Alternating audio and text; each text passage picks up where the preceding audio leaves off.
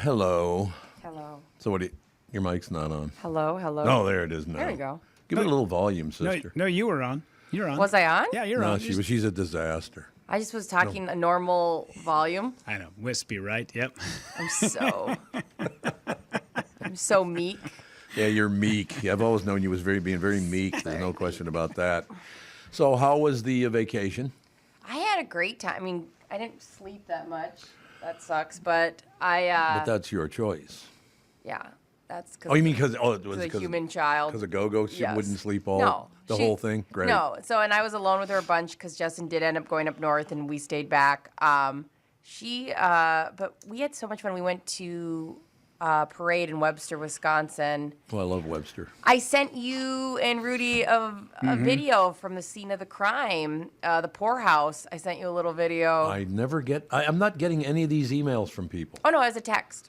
Oh, the text. And it I'm was not just getting any of it. It was a quick here's the poorhouse. Yeah. Sorry if this causes you PTSD. Maybe it's time to get a new phone or something because I'm not getting any messages at all. No, it wasn't a big deal. It was like one of those throwaway. Just made me laugh driving by, seeing the poorhouse and thinking about you in a big old fight. Did you take a picture of me in the tuck position on the floor so I didn't get kicked in the face? I did a reenactment. It was only about 200 against 4, Yeah, so it you was a really fair fight. Should have really stepped it up. Although my friend started it by hitting the guy in the head with a beer bottle. So. Yeah, I would say that's the catalyst. Yeah, but how am I involved? I didn't tell him to do it. It's who you surround yourself with. Yeah, that's why I'm getting rid of both you and Rudy. It got disaster. I knew you were going to go. As I was saying it, I was like, he's totally going to. You don't want to go down that lane. Arp. And we did, after the 4th of July parade over at Webster, they have this craziest challenge. I've never seen anything like it. You take a real life fire hose, and there's two of them. They're facing each other, and you shoot at this weighted, like a keg hanging in the sky on a wire or like a wire thing above you, and you and your 3 other teammates have to try to get that jug to the other side. But keep in mind, it's a real fire hose. So when it goes out of control, at one point I shot it in the whole audience, and I have a huge bruise on my thigh from it shooting me. I've never seen it. What?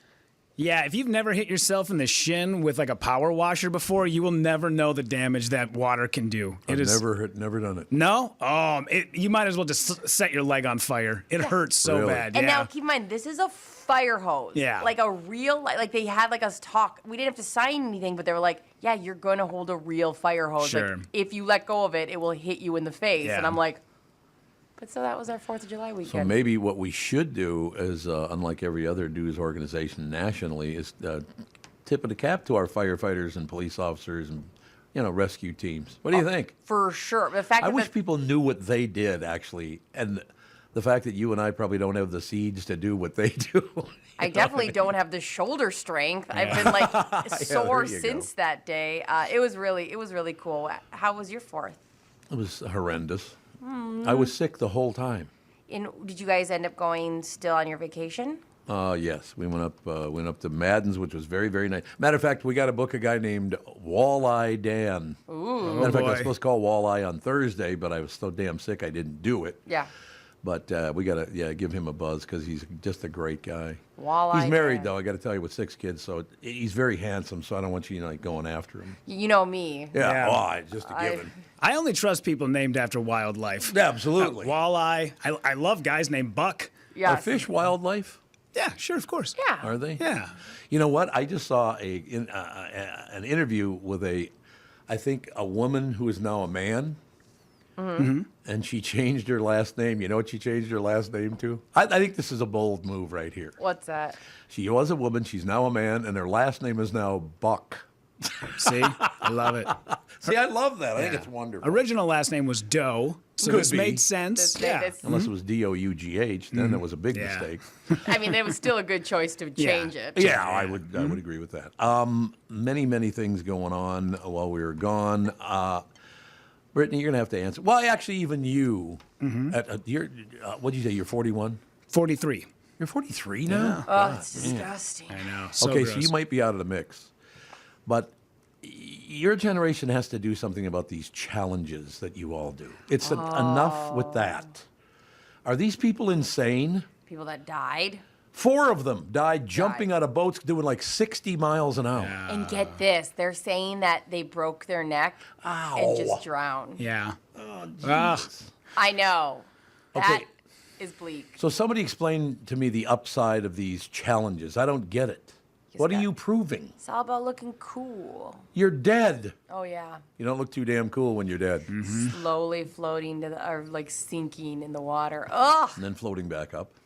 No question Probably. about it.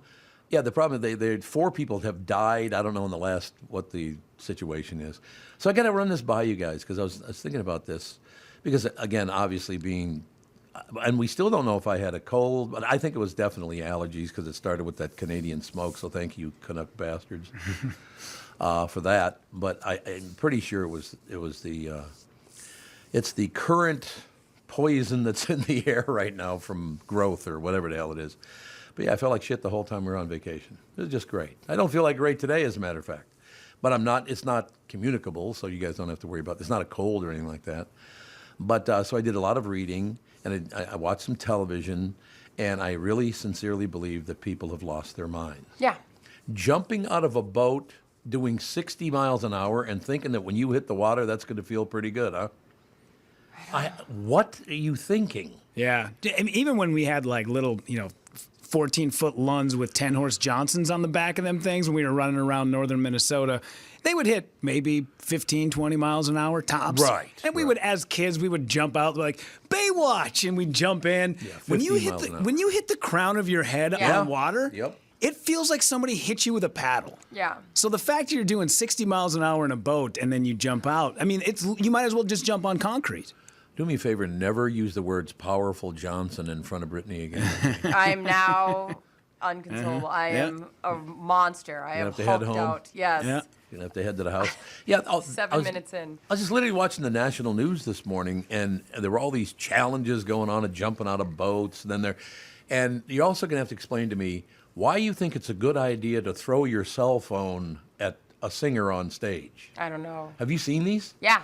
Are you people in? What the hell happened to the human race? Well, I didn't see this last one. I saw BB Rexa got hit in the face, Got but hit in that the was. face. But what's the new one? I haven't seen the new one. There are about 5 of them now. Really? The performers on stage are Oh. being hit in the face with items thrown at them. Yeah. What are you doing? I remember watching Ronnie James Dio play Oh, with. sure. He played with Heaven and Hell one night, which is basically Black Sabbath with Ronnie James Dio. Yeah. And somebody threw like an empty beer cup up on stage, and Ronnie walked over and picked it up and held it for the rest of the song, and afterwards scolded the audience and said, "We are not a trash can. This is a Right. rock concert. Yep. We are artists and professionals. Don't throw your trash at us." And it never happened again. But this was 15 years ago when you could scold somebody and people had shame. Where nowadays, Oh, yeah, forget it. They probably go on Instagram Live, let their let their phones run, and then just chuck it, right at old Harry Styles' grill. Yeah. This needs to stop today because this is the next iteration of it. If they get by with this, you're going to be walking down the street, and the guy coming the other way is going to start throwing stuff at your face, just as his buddy challenged him to do. They're going to start doing this on the street if they don't shut it down now. Oh yeah, no, there's been violent Oh, yeah. Instagram challenges. yeah. Rob a guy, beat him up, whatever it is. Yeah, it's awful. I watched the news like, what the hell happened to decency? Is there no decency any longer? No. Why? Well, I don't know if that's true. Actually, you said no, and I thought to myself, I don't even live in that world. I don't even know. I can't Well, imagine what world if is Justin. that, though? But I would be so mortified if Justin came up to me. He's like, "Come on, we're gonna do some challenge." I'd be Yeah. like, "What? Yeah. We Yeah. have dishes in the sink, sir." Right. I challenge you to wash everything before we go to Right? bed tonight. Yeah. Like, what are you talking about? Like, we have actual things to do, sir. I gotta believe they mean to do harm because all of them hit them in the head. Yeah. So like they're aiming at something. It's just, it wandered off. No, you hit him in the head. That's pretty good aim if you ask me. Yeah, all I know is the baby. What was it? Rex. Rexa. Rexa. Baby- Yeah. Baby Rexa, yeah. All I know is that one, and the person who did it sounds not fully Functional. Remorseful. remorseful or function. Both of those No. could apply. No, these people are. Look, we're getting dumber by the minute, which I would blame on the American education system. Our education system costs us a fortune, and it's doing. Nobody can read anymore. Yeah. I mean, we got major problems. Well, here. did you It's see that unfortunate. MnDOT misspelled the city of Ogilvy on the sign? It's Ogilvy, I thought. Ogilvy. Ogilvy. I know. Everybody's misspelling things. Could you imagine too? You'd be like, "This the cost to make another one of those signs." You'd Yeah. be so annoyed. I don't really understand why you don't. Well, it's because people do. I'm telling you what, we're gonna look. I understand we use the internet to do this show, and I don't have any problems with the internet. It's social media. Why anybody goes on that, I will never understand. It's, oh my God, it's disgusting. I haven't been on it in years, so I don't even know what the hell's on there. But I see it on the TV news like every night. Oh, you're missing out on Threads, Tom. Oh, what, like threads of what? It's a whole new venture that Instagram put us on because okay. Twitter needs a little bit of competition. Oh, yeah. So the second I saw it, I thought, no. Listen, it took me long enough. I was on MySpace until the bitter end. I was like, I'm not giving it up. And then, That's so funny that Yeah. you're like holding out. no, and then finally to Facebook and then to Instagram, and I'm like, that's as far as I go. No more Threads, no more TikTok. We're good. Just Can't keep do me it. at Instagram. Yeah. Can't do it, no question about it. It's as a matter of fact, that was one of Alec Baldwin's best lines on. I think it was on 30 Rock when he said, "I was on that new thing. What's it called? My Face." Kind of combined MySpace and Facebook to My Yeah. Face, so that's good. That works. Yeah, I saw. The only thing I've seen of it, we have to talk to Chris Egert about it because he was bragging about being on Threads this break. Yeah. I saw him post about it. That was the first time I'd seen anybody post about Threads. He was like, "Well, here I go, gonna start a new endeavor," and I was like, "Nerd." Yeah. So I don't really even know. I mean, I think I know what a thread is, but what actually? Because I literally have not been on it in years. It's like their competition with Twitter. It's Facebook's competition with Twitter, Oh, and it's then called a Facebook thread. yeah. Yeah. And that's when you post anything. Yeah, so Oh, okay. Instagram is basically all photos and videos. Yeah, Where okay. this is more like a tweet. So with a tweet, you get 140 characters. You say what you want. It's all simple little bites, and then people can comment on it. And Threads is sort of more like that. So I have a question for you. As younger people, do you see any responsibility for people joining in on this jumping off of 60-mile-an-hour boats and dying? That had to come from the internet. That had to be an internet challenge, right? Yeah, I don't know. I go back and forth with it because I grew up in like half and half. I grew up at a time Yeah. when everything was still analog, but we were just getting into digital. So I get that there was like a parent's responsibility to it, but at the time when we were growing up, our parents didn't know how to be responsible with Right, it because even the internet didn't know what the internet was. Yeah. So I don't know. I go back and forth with it, but yes, you are right that there should be some sort of accountability to people when they're doing stuff like this. But like at the same time, idiots are going to idiot. And so if they weren't doing Idiots this are going to idiot. and like if Please they don't ever say something like that again. I can't make that promise. We both know I can't. It's, Well, that's We're true, 13 yeah. minutes into Okay, being sorry. back from break. What now? Like I don't want to say Darwinism, but there's a part where you go, listen, if you're willing to do that challenge when you know what you know about, you have a boat, you know basic laws of physics, Right. and you're going to still jump out. Okay. Like, Why would you Yeah. do that? But like, why? I don't think the internet can stop that person from doing something so dumb. No. Like, they were going to eat Would a you time. watch it? Would I watch the video? No. Okay, then you're not culpable. That's fine. As long as nobody watches it, they'll probably stop doing it. But like the way that like I have no I don't like watching things where people A, get hurt, Yeah. or B, like I'm not into the people jumping off the buildings, like it makes me anxious, the like where they look down at like Oh, that's... and then like free climbing. What the hell things. is that called? Oh, Parkour. Parkour. Yeah, Oh there you go, God, that makes parkour, me yeah. so. I'm not. That's not my jam. No. At all. Oh, makes me. Ugh. I Would you think- watch it, Rudy? Yeah. I some of that stuff I enjoy. Yeah, I do. I watched the guy this weekend scale up the side of the building to save his mom. Did you guys see that guy? Yeah, Yes. that was amazing. Yeah, That was like that. Like a amazing. regular old Spider-Man, just right up the side of the building, went up and saved his mom in the house fire. It's, That- wow. That made me so happy. I like to watch the video knowing the ending. Yeah. Do you think it's a good idea for all of us to maybe watch that stuff once in a while, just to remind us that our lives are pretty good comparatively? Yeah. Probably. Yeah. Might get something out of it. I just don't do that. Don't jump out of a boat going 60 miles an hour. Nothing good can happen. No. First of all, I have a question for you, because I'd never even thought about this. But if you jump, because they flip over when they do it, too. They try to do a flip. Some of them just dive in, but some flip over. I got to believe when you're hit in the face with water doing 60 miles an hour, because that's how fast the boat was going, that's what kills them. It snaps their neck, right? Yeah. Sure. Jesus, how do you not know you could die? So again, like you would snap your neck and then drown. Drown, yeah. Ugh. But you know hopefully- that's a possibility, so why would you do it? I have no idea. I mean, one of them was a dad. Yeah, yep, you're right. That's crazy. Dial her back is all I have to say. Start thinking like Pete Davidson, who's checked himself into rehab for a regular tune-up. Now, if you get regular tune-ups, maybe you're not getting the message, don't you think?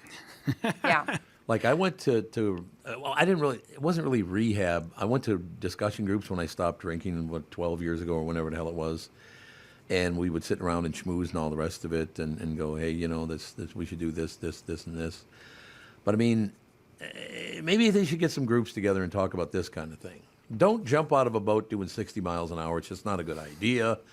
There are a couple other things that happened over the past week, too, that people getting killed doing things they should have never been doing. Yeah. I was going to say, those groups of people are called parents. But when you find out that a dad is the one who jumped out of the boat doing 60 miles an hour, you go, Yeah. oh, okay, yeah. Like my buddy Owen was in town this weekend, and we met up for a beer real quick, and he is, I think he's like 49, and his oldest, he had kids young. They were like 19 and 20 when they had their first. Now he's a grandfather. And he goes, and he still wakeboards, and he still snowboards, and he's kind of this extreme guy who mountain bikes. And he goes, remember when our grandparents, they just sat around, they watched Crossfire, they'd drink coffee, they'd kind of just putz about. I was like, yeah, no, grandparents are still, out there doing. So when your grandpa dies, like, no, he was hang gliding. You're like, Right. That's a common thing nowadays because crazy. people are still doing crazy shit well into their 50s and 60s. Oh, yeah. Hang gliding's good, though, isn't it? I've never done it, but No. it's got to be pretty cool, I would think. I would think it's cool. I don't know. I don't know if I would do it. No? I don't know. I feel like I'm risk aversion ever since we had that talk about the sub, and I had to admit that I probably would have gone in it, and now I'm going, what am I doing with my life? Sure. There you have it. So, yeah, Pete Davidson is pretty open about his struggles with borderline personality disorder, PTSD. Well, don't we all have that? Borderline personality disorder? Yes. Maybe. Hey, we're in radio. Don't try to deny it. All right. He recently checked himself into a rehab facility in Pennsylvania. A friend says it's nothing to be worried about since Pete goes regularly for, quote, tune-ups to take a mental break. So was he a booze hound, too? I don't know. Yeah, but I don't think he's quit drinking. Well, maybe that's the problem. Maybe that PTSD is coming from old granddad. Yeah. I don't know. I don't know anything about it. But a friend says it's nothing to be worried about since Pete goes regularly. Another source says, quote, anyone who knows Pete knows that he will always step up and get help when he knows he needs it. He has a lot of people in his corner who love him and support him and are proud of him. So that's nice to hear that he has friends that support him and love him. And hopefully he does well. PTSD. And I have PTSD. I believe it. Should I go to the hospital? I mean, by the sound of it, you've been sick for like a week. I don't think that has anything to do with the PTSD, though. That I'm has to just do with saying, the filthy universe. You just need to tune up all over the I place. probably do after working with you, Hunyucks. That's probably true. That's probably exactly right. I do know that we have to take a break, and I know that I got to jump on here because I haven't entered the studio yet. But we had to fix a bunch of stuff before getting back. Yeah. Some outlets are at work and some don't. And We're on it. it all works, don't you think? It will Wait a minute, work. I'm almost up. Am I? Why am I not up? It says Tom. I'm not up. Enter the studio? I'll click it again. It says remove, though, when I try to click on it again. I don't know why it says remove. We'll get Should you I on click there. remove? Okay, click remove. You might be in the StreamYard that Andy sends over. We'll have to take a look at it real Okay, quick. well, you know what? Yeah. Nice production. We got That's all I time. got. You know what I'm saying. No, it'll all work out in the end. Yeah, why don't we just take a break here? We'll be right back in a couple of seconds. Sandy will join us in just a couple of seconds. We got Kristyn Burtt coming up this hour. A lot of great stuff, as a matter of fact. We'll be right back right after this. Mike has an amazing offer for my listeners on his Giza Elegance My Pillows. You receive a Giza Elegance My Pillow for as low as $19.98. Regular price is $69.98. This My Pillow comes in 4 levels of support. You will also receive deep discounts on all My Pillow products, such as My Pillow towels, mattress toppers, My Slippers, and so much more. Go to mypillow.com, click on the radio podcast square to receive Mike's amazing offer on the Giza Elegance My Pillow for as low as $19.98, and use promo code TOM. This offer comes with a 10-year warranty, so you know it's going to last, and a 60-day money-back guarantee, so you have nothing to lose. It's time to start getting the quality sleep we not only want, but need. Go to MyPillow.com, use promo code TOM to take advantage of Mike's special offer on his Giza Elegance MyPillow. That's MyPillow.com, promo code TOM. Do you ever Google yourself? Are you happy with what you find? Or is it cringy? Are you a business owner or on your company's marketing team? How do you feel when you Google your own place? What do you see? A non-updated social media page you don't even remember making? Ads for your competitors? An old-school website with outdated information? Hubbard Interactive can help. They can do it all for your business. They're a Google Premier partner, so they can use search engine optimization to get your click results higher. They can build a 21st century website for you that communicates all the right things all the best ways. They've got a photo and video department to make your business look sharp, plus social media, influencer marketing, podcasting, and more. All the things that will make you a lot happier next time you Google yourself. Here's a Google search that you'll find rewarding. Hubbard Interactive. You can see all the marketing tools they've used on hundreds of successful businesses, including an extensive gallery of the great work they could help your venture with. HubbardInteractive.com. Building campaigns that connect. There's plenty of thoughts that come into your head when you think the name Killebrew.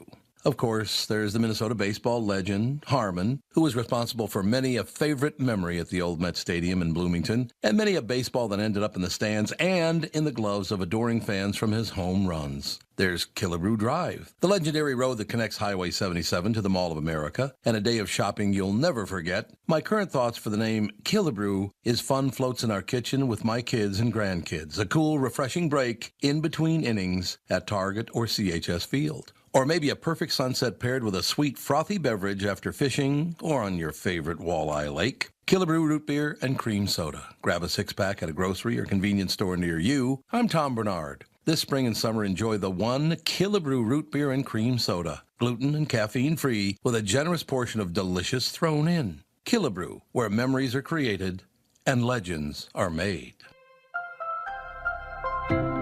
Hello, I'm Brad Huckle, President at North American Banking Company. And I'm Mike Bilski, CEO at North American Banking Company. As a community bank based right here in the Twin Cities, we believe in taking the time to get to know our customers and their businesses. And part of that is hiring and cultivating a team of experienced lenders. When your business banks with us, you're not training in a new, inexperienced banker. In fact, our bankers have worked with many of the same customers for years, earning their trust. We get to know you and your business, and you get to know and rely upon us. When your business is looking to capitalize on an opportunity or solve a problem, we'll be here to help you. Tom here. I know Brad and Mike, and I trust that with my banking, they've personally delivered on everything they've just said. So why not bank with my banker, North American Banking Company, a better banking experience, member FDIC, and equal housing lender. We are back, ladies and gentlemen. Bob, Sansevere Sports, brought to you by Bradshaw and Bryant. Personal injury lawyers seeking justice for the injured. Contact Bradshaw and Bryant at MinnesotaPersonalInjury.com. That's MinnesotaPersonalInjury.com. Sandy, how are you, sir? I am doing lovely. Lovely. And all of you have a good vacation? Getaway? Nope, I was sick every damn day of the vacation. What'd you have? Either a cold or allergy. They pretty much have locked it in on allergies now because I'm still blocked up on my right side of my face, so it's got to be allergies to something. I don't know what. Did you get nosebleeds too? Because I know you have in the past. No, I don't get those anymore. I used to. Yeah, you're right. I used to get nosebleeds all the time, and I didn't. Not when I was using cocaine. I do remember. Who the hell was that in studio, Sandy? You were there, I think. God, who was it? It was a big rock star, and I got a bloody nose, and I was just getting him at the time, and he came. He said, "Man, you got to understand, if you can do some coke and stuff, you got." He thought I was doing coke in Studio A. Who the hell was that again? That's a big assumption, which shows you like how casually it's in his life. Well, yeah, maybe I don't even want to say his name because he was a huge rock star. I know I think he was in Van Halen at one point. Oh. But in any case, moving forward with Bob Sansevere, who's a disaster. What's up, Sandy? Your twins, they're down. Jesus. Oh God, Bob. Oh. They almost got outscored 6-1, Bob. Yeah, Tom, they scored a safety, and they gave up two touchdowns and 1 2-point conversion. 15-2. It was terrible. Bob, it got worse instead of better as they went along. And they get swept, and their game out, and their game under 500, half a game out in the standings. I mean, I thought a week or so ago, I thought, hey, Buxton's starting to come around a little bit. Correa, maybe coming around. And then they just completely fall apart yet again. I'm going to be honest with you. You can't blame it on the ownership, and I'm not trying to suck up to the Pohlads here, but they spend the money. They spend the money. So, and I've said this before, Bob, and this shouldn't, don't take this personally, but I think hiring Italians is a mistake. Hard for me to argue now, I'll tell you. Well, Rocco. Well, but and here's the thing that when you take a look at some other things, they have the second best ERA among starting pitchers. Yes. Yep. How? How do you get a game under that? It tells you your middle relief sucks. You can't count on your clay. You can't count on your hitters. That's the big thing. Yeah, they don't hit at all, Bob. They're terrible at the plate. I would have thought this was going to be, the hitting I didn't think was even going to be an issue. Hey, you bring back Correa, you got your igniter, and Buxton, he's not playing in the outfield. He'll be healthy and fine. And this poor Royce Lewis, this kid. I mean, we talk about Buxton running into walls. Lewis doesn't even have to do that, and he gets hurt. Yep. No, you're absolutely right, Bob. I don't know. It's as you know, I adore the Twins. I'm a huge Twins fan. This is very painful for me, Sandy. Well, and it's we're halfway through now. We get the All-Star break coming up, so I don't. It's going to be them or Cleveland, and who cares though? Yeah, it doesn't neither matter. one's going to do anything. Nope. They'll wind up being swept, likely in the first round. So the Vikings need to start practicing so people can get all excited about them, then be disappointed a few weeks in the season. Yeah, that's it. I mean, look, summertime, baseball, the whole shooting match, it's been my favorite stuff since I was a little boy. It just, my God, you're out of school, the baseball team's playing, you're playing some baseball or whatever. It's breaking my heart, Bob. I got to be honest with you. That's probably why you were sick. You were sick of them. I am. My right nostril is still sick of them. That's all I have to say. You're not the only one dealing with this because my son wasn't feeling good. We had some people over, and I do think whatever it is, do you know what the allergy is from? What plant or whatever is that's floating? Maybe it's the Canadian fumes coming over from the wildfires or a residual effect. That's what they said started it all. Absolutely. The Canadian smoke kicked it all off, and I guess I don't know what the hell's in the air now. But vulnerable. I guess, yeah. You're probably right, just vulnerable to other things because of that. Because it's not a cold. They thought it was a cold at first, but colds don't usually last 10 days. No. So I don't know. By the way, if you want to get excited about the future for guys who will let you down, the Twins had the 5th pick in the baseball draft. Walter Jenkins, an outfielder from South Brunswick High School. They love taking the high school kids. Yeah, they do. Because it'll be years before they can come around. He is 6'3", and can hit. He didn't have the great power, but the kid can hit. And then they took, with the 34th pick, Charlie Soto, another pitcher from Reborn Christian High School. Reborn Christian. My God, that's really quite the statement. Yeah, it is. I think Christian would be enough. It's kind of redundant, isn't it? Well, everybody's nuts now. It's never enough just go Christian. I got to go, or whatever religion it has to be. It's not just that. It's that religion plus this part. It's like, shut up, for Christ's sake. God hates you. I talked to him. Now I got to ask you, because this is not Kristyn Burtt. Does she do a lot on streaming? It's all the Hollywood gossip. And because I'm into this Joe Pickett and Jack Ryan with John Krasinski has been coming out with 2 episodes every Friday. Have you been up to date or been watching them? No, I have not. I should get after it because that sounds good. Yeah, and Jack Ryan's I think it's only like going to be, 6 or 8 episodes. So it's not going to be a long run. And 2 a week is terrific. They're giving you an hour or 2 hours worth of episodes, and it's a good deal. And it's just called Jack Ryan?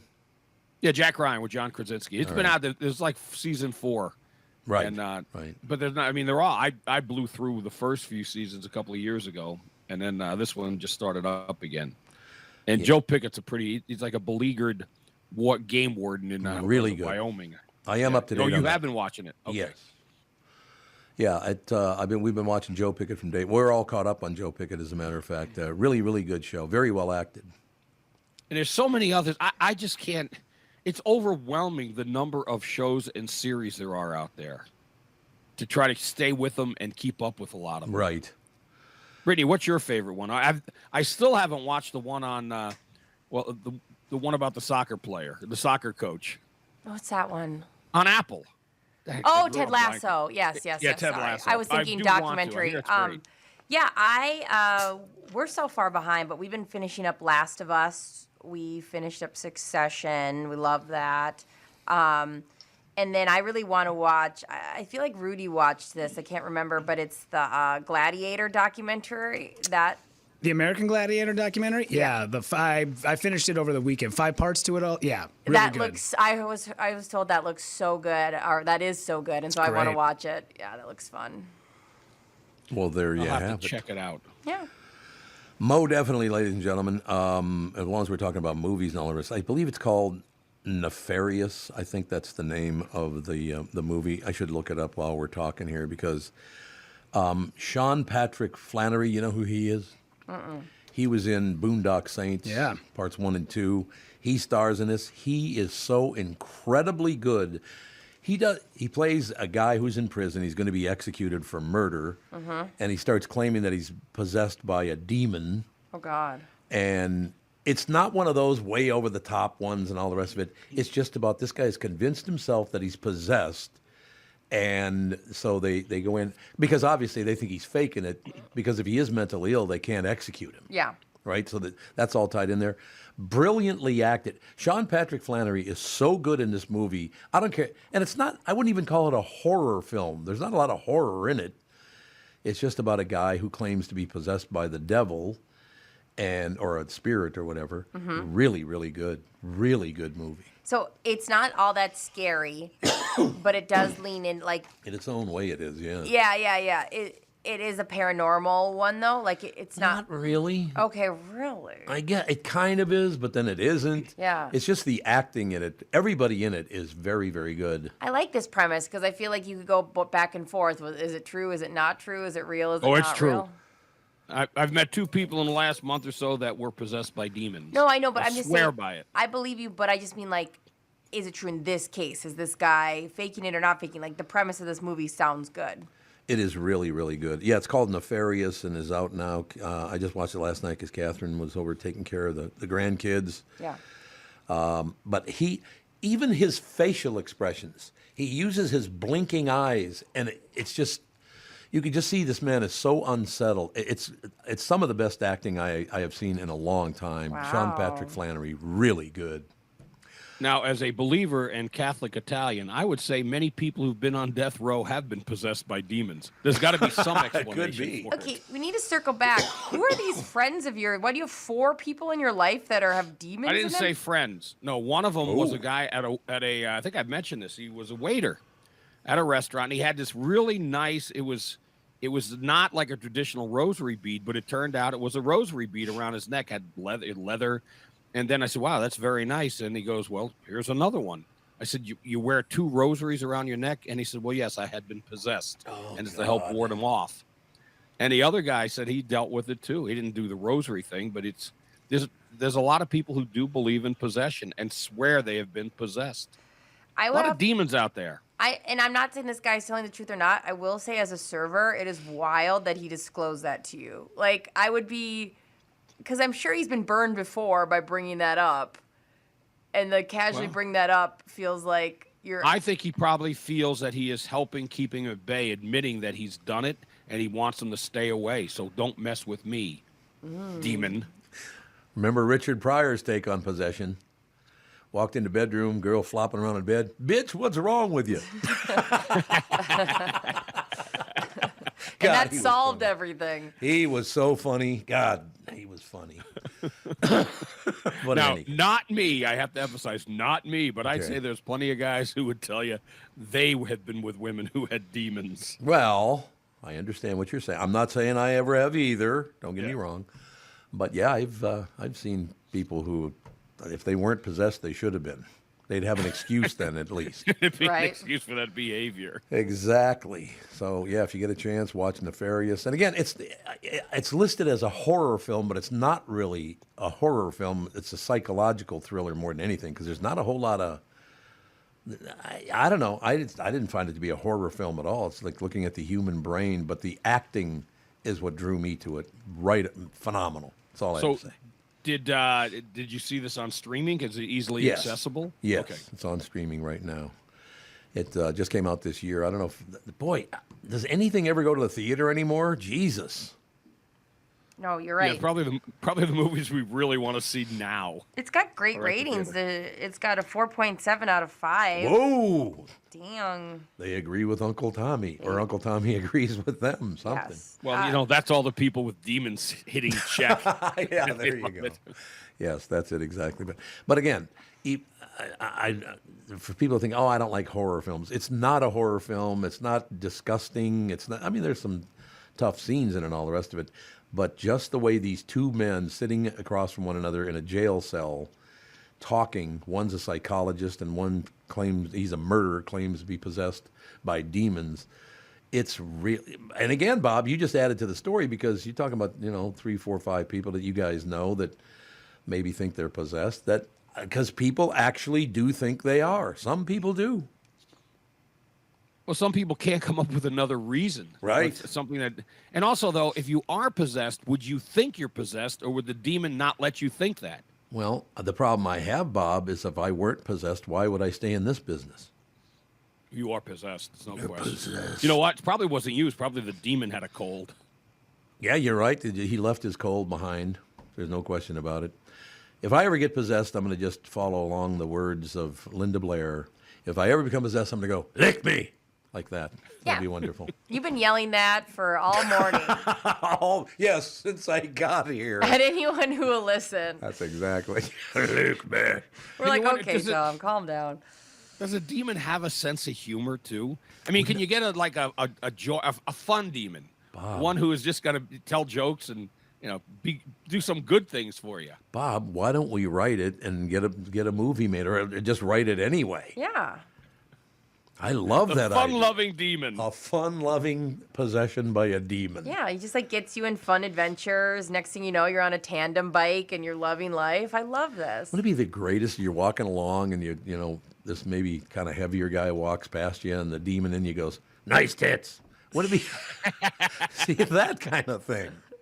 See, there you go. See, that would be. Well, you'd want to have interchangeable demons because let's say you get cornered by a bunch of guys. You want the kung fu demon to come out. Yes, I agree. Yeah. Right. So you got to have some, a little bit of interchangeability there. Especially if that other demon's going to get you in a lot of trouble with telling large men they have nice tits. I think that's true. You're gonna need some backup. You probably are. And I bet there's a large man or two who'd say, "Well, thank you."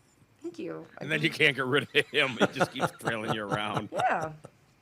Yeah, I've seen people I thought were possessed. I'll tell you that. Holy Anna. Nice behavior. That's all I have to say. So anyway, Sandy, what else is happening? Sir. Well, Dalvin Cook is still not. I just find it interesting. The guy is he's trying to get as much money as he can and bleed these teams as much as he can. He'll probably still wind up with Miami, but there are stories out there that he was offered a deal from Miami and it wasn't enough money for him. So how much is that? It's the best place for him. Oh, you know what, Bob? What a coincidence that you brought that up.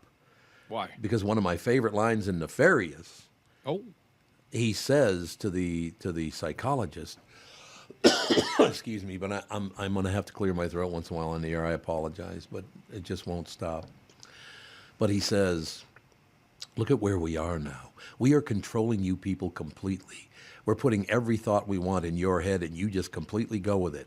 Like, for instance, professional basketball players make $30 million a year, and there are 40 million slaves making their tennis shoes.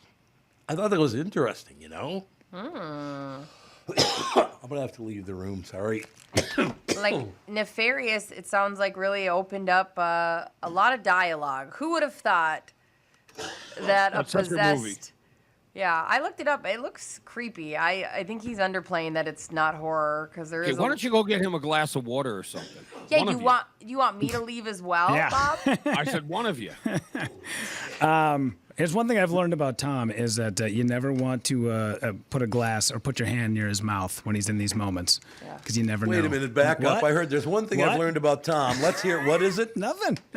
One thing I learned about putting something in your mouth. He's a humble teddy bear of a man. That's exactly what I said, and these two can definitely back me up. I'm scared. I was We're gonna find possessed the whole time. What did you say? No, I didn't say anything. No, I just said, Bob was like, why don't you two go get him a glass of water? And all Yeah, I why said don't was, you? one thing I've learned about Tom is in these moments, you never want to put your hand too close to his face. It's like a dog, you know? Probably true. I'll Yeah, bite you. Bite you. So, yeah. Tom, they're both lying. They're possessed by demons. They're nefarious, Bob. They are nefarious. There's no question about it. Sorry about that, but that's what I'll do next time if it comes on. I'm just going to get up and run out in the hallway. We have these cough buttons too. They put in recently. So And I, of course, left my cough drops at home like a dumbass. you're fine. You know what? We're all slogging through this world. But when is this going to go away? I'm sick to death of it. I don't know. I was sick for like a good month. Oh, when we great. started this show. No, in like February. That's when they finally put in these cough buttons after I had like begged Do I have a? Rudy. Oh, does this work? Hold on. Yeah. Yeah, but yours would. Yeah. See if I can push this. Yeah. Do you have People one? will, Yes. people will see you hacking, even though they can't hear it. Oh, and then she takes her hand. I didn't up. know you were It's typical. You can just cough. We're fine. We No, know it's you're horrible. human. We're fine with it. How about if I vomit? That'd be fine with it. Hubble. Vomit doesn't throw me off. You know how people will be like, if I see vomit, I'll vomit. I won't. I'll be fine. No, I don't either. I Yeah. don't care. You vomiting's your business. I'll be right. fine with it. No, there's enough guys in radio that puke anyway. Thank you very much. Thank you very much. There's an old reference for you. Hey-oh. The puking disc jockey. Mary said that years ago. Oh, I can't get near. She can't clean up vomit. We had a dog who threw up 5 times last night. I don't know what the heck he ate. And there I am cleaning up the vomit. The little Her just- one? No, this was one of the bigger ones. Oh. Why do Yeah. dogs? Okay, so most our floors are hardwood, but always, every time my dog throws up, they find the rug. Yeah. The Immediately. Patch of rug. Yeah. No, we've been lucky. It was on the floor. Nice. You know, the hardwood type thing. That is interesting. They do like to throw up on cloth, don't they? They're like, Mom, don't worry. I'll throw up here. Yeah, I think my dog knows whichever one is more expensive for me Yeah. to clean, Yep. that's where he will throw up. Of yeah. course, yes. He ate a rabbit the other day. Oh, Jesus. And came in, and I was sitting down, and I was like, what does that smell? That's a new one I haven't. And I looked down, and there was a regurgitated bunny sitting on my carpet. Oh, buddy. Fur and bones, and yeah. And then my dog just looking at me like, I did good, didn't I, Dad? Like, no, you didn't. Get out. Wait, did he throw up the lucky foot for you so you can at least hold on to that? I got it hanging on my keychain right now, Bob. Nice. He just did the whole. He didn't have time to just do the foot, so he'll get to it. You have a teenager? Does she have a throw up bowl that you guys use? A throw-up bowl? Yeah. Didn't What's you guys that? grow up having a throw up bowl? No. Like a designated bowl that, like, if they're sick in bed, you get the bowl to throw up in?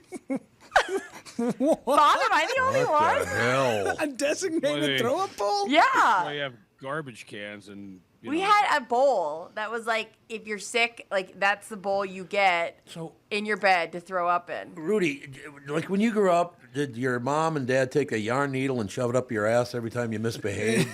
Did you have one of I'll those? tell you, Relatable? Tom, Not until my 20s, Tom. Yeah, exactly. I'll tell you this: I'm never going to Brittany's house and having a salad. You or go to some popcorn. Oh, it's No a whole popcorn. it's a whole thing. There's like a whole world out there of people that are like, you know that it's bad if your popcorn bowl and your throw up bowl is like the same bowl. Yeah. No. No, That's, and like, oh my Now I God. might throw up. I cannot be the only one. Like we had yes, I separate think bowls. you were. We had separate bowls, but there was a designated bowl, like as a kid, that I remember specifically. If you're sick, like that's the bowl you get in What- your bed. okay. Didn't you have a toilet? Yeah, but like if you're a little kid, you don't make it there often, and so that What? was the bowl. You guys didn't have a throw up bowl, and I'm starting Brittany, to I feel don't that. want to alarm you, but this is a demon move. They make the people they possess use bowls and utensils. I want Kristyn on this stream now because I have a chance of her possibly, maybe, also having a throw up bowl growing up. No, she's shaking her head. No, No. of course Throw not. up bowl. Kristyn She's Burtt embarrassed with the for throw you. up bowl. I'm gonna ask Chris Egert. I am literally trying to hold down my own vomit thinking about a throw-up bowl. What Well, a you great don't start to the reuse week. it. You don't use it as food, like a food bowl. But like, there's a whole thing that some families did have it. No, you know what? I'm one of those people who throws up once a decade. So Yeah, me I too. also, I have an iron stomach, so I never throw up. But when it happens, it's so violent because my body doesn't know what it's doing. But a throw up bowl, I mean, it was the toilet or it was the wastebasket in your room. I have a lot of emails coming in They had a throw-up bowl. It was a designated ice cream bucket. We had a designated puke bucket for our kids. That's from Jeff. Jesus, Jill wrote in, we may have had a multi-use throw-up bowl. So, like, they were the family that used it for different reasons. Jesus. I told you guys, it's a thing out there. Like, I'm shocked none of you had one. And I'm fine. I'll be the pariah. In what type of household was there a throw-up bowl? Okay, I got to close with this part right here because this is a true story. I had a friend when I was growing up, and his voice was kind of like this, right? His voice was very deep, got a lot of resonance to it and all the rest of it. And I am not kidding you. When he threw it, it would be like this. Roar. Honestly, I heard him throwing up once. I thought it was like a lion roaring, for Christ. It's like, what the hell? Roar. Gee, calm down. All right, Sandy, get the hell out. I'm gone. See You are you good, kids man. later. Thanks a lot. Kristyn, continue to kick ass. I'll do my best. See you later, Orb. Orb. When, is he ever going to stop the orb thing? We're never going to get to see Bob. Boom, boom, boom, boom, boom, boom, yeah. boom. All I people am with getting bowls. so many emails. You know, the last show I was on, somebody had texted in that their family had a poop knife. What? I got to go home. Honestly, God, I'm sick We don't anyway. have that. We don't have a poop knife. I don't. I'm scared to know. I think I know. It hung on How the wall. did everyone grow up? Yeah. I know, Kristyn. Happening? They lived out in the woods, and they had like a small toilet and a small septic system. So in case something got, was a little bigger, you needed to cut her down.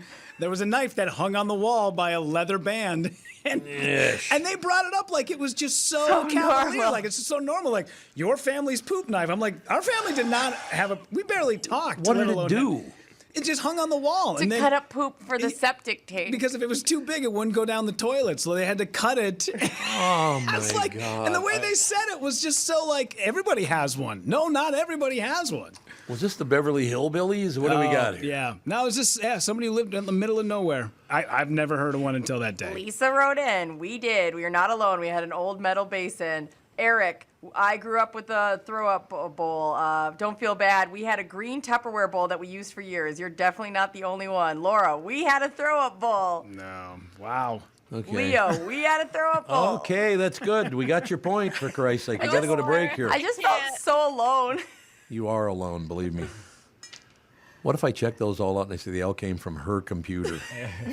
The emails are coming from inside the house. Exactly. There's two households, the throw-up bowls and the non-throw-up bowl households, and I'm wondering what the differences in the two households are. Why wouldn't you just throw up in the toilet?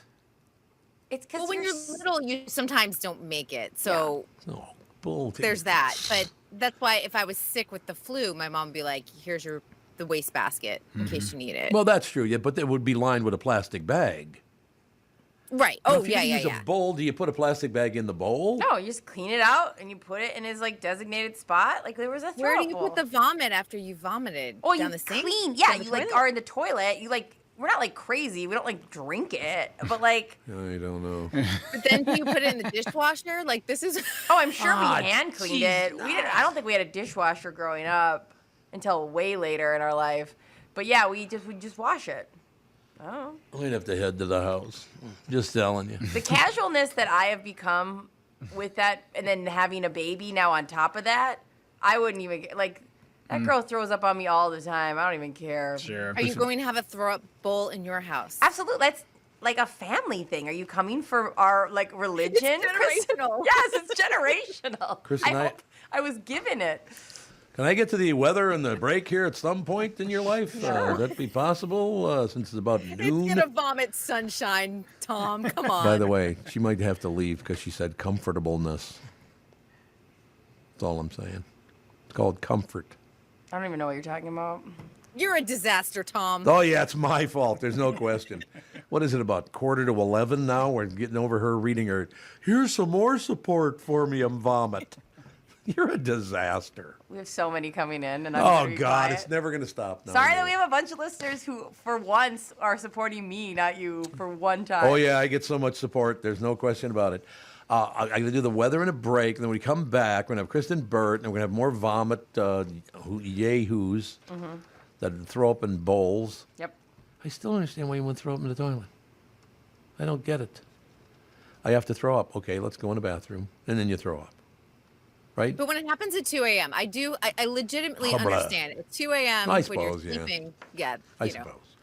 All right, an isolated severe thunderstorm is possible after 4 o'clock this afternoon through about 7 o'clock tonight, especially in the South Metro. Today, hot and breezy, a bit more humid. That thunderstorm is possible from 4 to 7. Isolated severe storm possible, 92 for the high. Tonight, an early thunderstorm, then clearing and cooler, low of 59.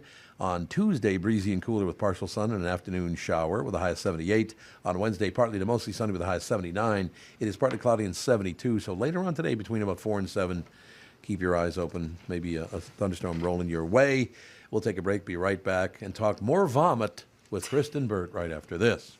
This is the Tom Barnard Morning Show. You need to know a guy for your auto repairs, legal issues, banking, and more. The same goes for investment advice. You need a guy to help you be successful, someone you can trust who gets results.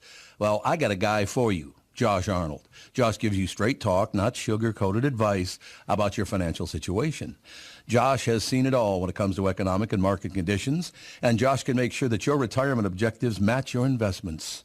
Do yourself a favor and call Josh now for a no-obligation, 48-minute evaluation. You've got nothing to lose, and you'll get a different point of view for your investments. Call Josh at 952-925-5608. That is 952-925-5608. You'll be glad that you did.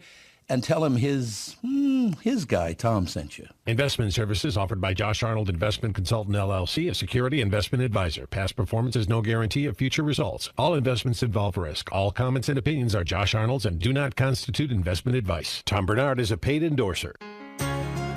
Boating season is here, and many of you will be hauling a boat to the lake this summer. At Bradshaw & Bryant, we encourage you to keep yourself and others safe by obeying the laws of the lakes. Keep in mind that children 10 and under are required to wear a life jacket at all times. It's also good to make sure everything on the boat is in working order before heading out into the water. Alcohol causes thousands of boating injuries every year. Remember that the captain is responsible for the crew and cannot be over the legal limit. And please, not only be aware of other boats in the water, but keep an eye out for water skiers, tubers, and jet skiers. I'm Mike Bryant from Bradshaw & Bryant. Please do your part to keep yourself and others safe on the lakes this summer. You can find Mike Bryant at Bradshaw & Bryant and at MinnesotaPersonalInjury.com. Mike Bryant, seeking justice for the injured. Working hard and going farther with Mike Bryant on your side, seeking justice for the injured.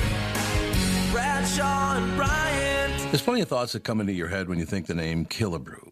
Of course, there's the Minnesota baseball legend, Harmon, who was responsible for many a favorite memory at the old Met Stadium in Bloomington, and many a baseball that ended up in the stands and in the gloves of adoring fans from his home runs. There's Killebrew Drive, the legendary road that connects Highway 77 to the Mall of America, and a day of shopping you'll never forget. My current thoughts for the name Killebrew is fun floats in our kitchen with my kids and grandkids, a cool, refreshing break in between innings at Target or CHS Field. Or maybe a perfect sunset paired with a sweet, frothy beverage after fishing or on your favorite walleye lake. Killebrew root beer and cream soda. Grab a six-pack at a grocery or convenience store near you. I'm Tom Barnard. This spring and summer, enjoy the one Killebrew root beer and cream soda. Gluten and caffeine-free with a generous portion of delicious thrown in. Killebrew, where memories are created and legends are made. You know, I'd have to do him a service because Bob Sansevere Sports was sponsored by Bradshaw & Bryant Personal Injury Lawyers. So I get so wound up with Bob at the end trying to get rid of him that I always forget to do the out. That's understandable. You see what I'm saying? Just getting rid of Bob is quite the job. It really is. You know what I mean? He hangs around. We need a poop knife for him just to cut him off and flush him down. We got the vomit bowl. We got the poop knife. We got a hell of a show going. I don't want to be associated with the poop knife. I want to be very clear. Our family did not have a poop knife. That was not necessary in our life. And that's based on the system you have to flush it in? That's what that's all about? Yeah. Sure. Yeah. See, I always grew up in the city. We never had one of those. What are those called again? Toilet? No, the thing that goes in. Septic tank. There you go. Wait a minute. Maybe out in Dayton when we first moved to Dayton, I think we had a septic tank. I was going to say you might have, but Yeah, I would think so. if you put, I mean, they have pretty good ones too. Out on the farm. The farm. So Kristyn Burtt is with us, ladies and gentlemen. What's the latest with you, sister? Well, let me start on the Pete Davidson thing because there's a little bit of that story that might add a little bit more context to why he's in rehab. He was also charged with misdemeanor for reckless driving right around the time he decided to enter rehab. So They could be associated one with the other. And because he will have a court case coming up. I'm positive, since it's a misdemeanor, it'll probably wind up being a plea deal of some sort, and he'll get off really easy. But that was the house that he drove into in March. I think you talked about it on the show at a certain point. They've completely torn down that house, and they are rebuilding it because it actually damaged the structure so much. Was he drunk when that happened? He was not drunk. They said he was fine. They had no issues. They did not do any sort of drug or alcohol testing, though. Oh, well. But they said they felt like they didn't need to in the situation because he was cooperative. He was cognizant. They had no problem with it. So, but how do you drive into a house? I don't know if that was the celebrity treatment, though. How would you drive into a house if you weren't intoxicated? They said speed was a factor. And he had just come from Hawaii. He had just gotten off a plane from Hawaii, got in his car, and was driving around. Beverly Hills does have these huge speed bumps. So if you're not paying attention to the speed, I can see how possibly you could get out of control on that if you didn't see the speed bump coming. And he's the New Yorker who rarely drives. So there's also that factor. I got to be honest with you. I still don't understand the attraction of that man. I don't think he's funny in the least. His show just got a second season pickup on Peacock with Bupkis. I just don't get it. I've never seen the show. Is the show any good? It's okay. Yeah, the show is funny. Yeah, really? I saw a couple episodes and I didn't feel compelled to keep watching it, so I think it's okay. It was one of those things I watched 2 or maybe 3 episodes and I forgot about it. So I think it's good. I just don't think it's in this era the best thing on. Yeah, it's not the best thing on for sure, but I do think that Pete Davidson, he has a strong female audience. Yeah, he does. And maybe that's why you don't get it. You know what I mean? You're just like, well, he's funny, but women find him so completely charming that I think that that's where a lot of the appeal is. Yeah. See, he comes across to me as a total scam artist. I mean, I don't know if he is. I've never met him, so I don't know if he is or not. But he's got that element about him this is all a scam, and you know it is. I think he has such a fascinating story, where his father passed away in 9/11, growing up with that, being tremendously successful, dating all of the hottest women in Hollywood. I think people are fascinated by that story, and women are like, oh, there's an attraction there. And I think dating Kim Kardashian for about 1.5 years, I think that only added to his allure. I'm serious. But I have a question. Everybody's dated her. Who cares? I mean, that woman dates everybody. I definitely see his appeal. I think he is in a world where everybody wants to be really cool. He's kind of I want to say nerdy and awkward. Yeah, and I like that. I find him to be refreshing compared to look how hot I am. He seems obtainable, and obviously he's dated enough people I should know that he's not obtainable. But I look at him and go, yeah, I don't think he's far more attractive. There's something about him that he's just. Well, I understand that. If you went on a date with him, you would have a great time. You could be playing skee ball. You could be at an amusement park. You could be just at a pizza place, and you'd probably laugh your butt off the entire night. Yeah. Is he funny? Yeah, I think he's funny. Because I've never seen him be funny. I used to love his segments on Saturday Night Live when he did part of the news segment. I always thought he was really funny. Okay, so full admission here, I've not watched Saturday Night Live in about 30 years. I think it's horrible. Because he played himself. He rarely was in the sketches. He usually was on the evening news update, and he would do a small 4 to 5 minute segment, and he just kind of riffed on life or something that had happened. Oftentimes he was riffing on his own life, and it's really funny. Yeah, I might like that. He doesn't take himself too seriously. It's self-deprecating humor. I think that's probably the way to look at it. What drove me away, I tried again after I don't remember. I guess it was after the previous presidential election when the woman was crying playing the piano. I'm like, I can't possibly watch this show anymore. They have moved away in the past couple of seasons from politics a little bit. The audience got exhausted by it, and I think that they realize they probably will lean into it more in 2024 because it is a presidential election, which to me makes sense because it's timely and it's at the forefront. But when we had 4 years of nonstop, especially during the Trump era, they just leaned so heavily into it. After a while, you're like, I can't watch Alec Baldwin as Donald Trump anymore. No, and again, I'm not a huge Trump fan. I'm not a huge Biden fan because I don't see a whole lot of difference between either one of them. They're all a couple of scam artists in it for the money. I mean, that's my impression. They're just in it for money. Ivanka and Jared made $640 million just being a senior aide to Donald Trump. It's just unbelievable. I was like, that's a good racket. Like, how can I get in on that? It's all about money, and it's so obvious that it's all about money. It's just very sad, unfortunately. But yeah, so maybe I should give Pete Davidson another shake, because I've only seen him on a couple of things where he wasn't funny in the least, but you know. I think it'd be worth watching some of his old SNL segments on YouTube. Yeah, that's all you need. But don't watch Bupkis, because the first scene is so ridiculously stupid. I had to force myself to go on because of that. Oh, really? Like, there is an ejaculate scene on his mother that happens accidentally. It was just dumb, and you could just tell. You go, I think they were debating putting that one in, and honestly, the show got better after that, but the first scene I was like, this is so stupid. So somebody ejaculates on his mother. Yeah, there's like a VR headset, and like she comes down. It was just like, like almost like Three's Company, but X-rated. It was very like, take him to the next level. Yeah, like, oh my goodness. Like Jack Tripper in 2023. Yeah. Jack Tripper. Totally. But yeah, I mean, well, first of all, comedy's not really all that funny right now anyway, because everybody's so terrified of being funny now because you get raked over the coals. Well, I think when we do have a good comedy, like Abbott Elementary, it's a good show. How solid it is. Yep. We're just going to have to find all the comedy right now, because you guys, when I left, I thought for sure we'd be like, we've got this strike thing wrapped up, or like we're on strike. Yeah. It just got a continuation. And just so people know just kind of what's going on, writer's strike is in week 11.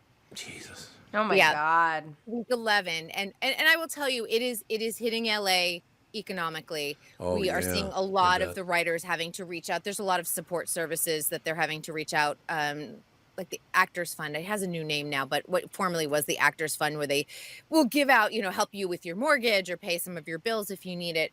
But we also have the Actors Strike. We will know as of July 12th at midnight. So that is coming up in 2 days, whether they're going to strike. I mean, let me tell you, the posters and the T-shirts are made. So I feel like it's going to happen. Yeah. But I don't know what's happening in the contract negotiations, because they've done a media blackout. So they did extend that. So the reason why they extended the negotiations was I think they felt like they were closer than they thought. So, and there was a holiday week, and they gave a little bit of extra time, but I don't know. I just don't see it happening.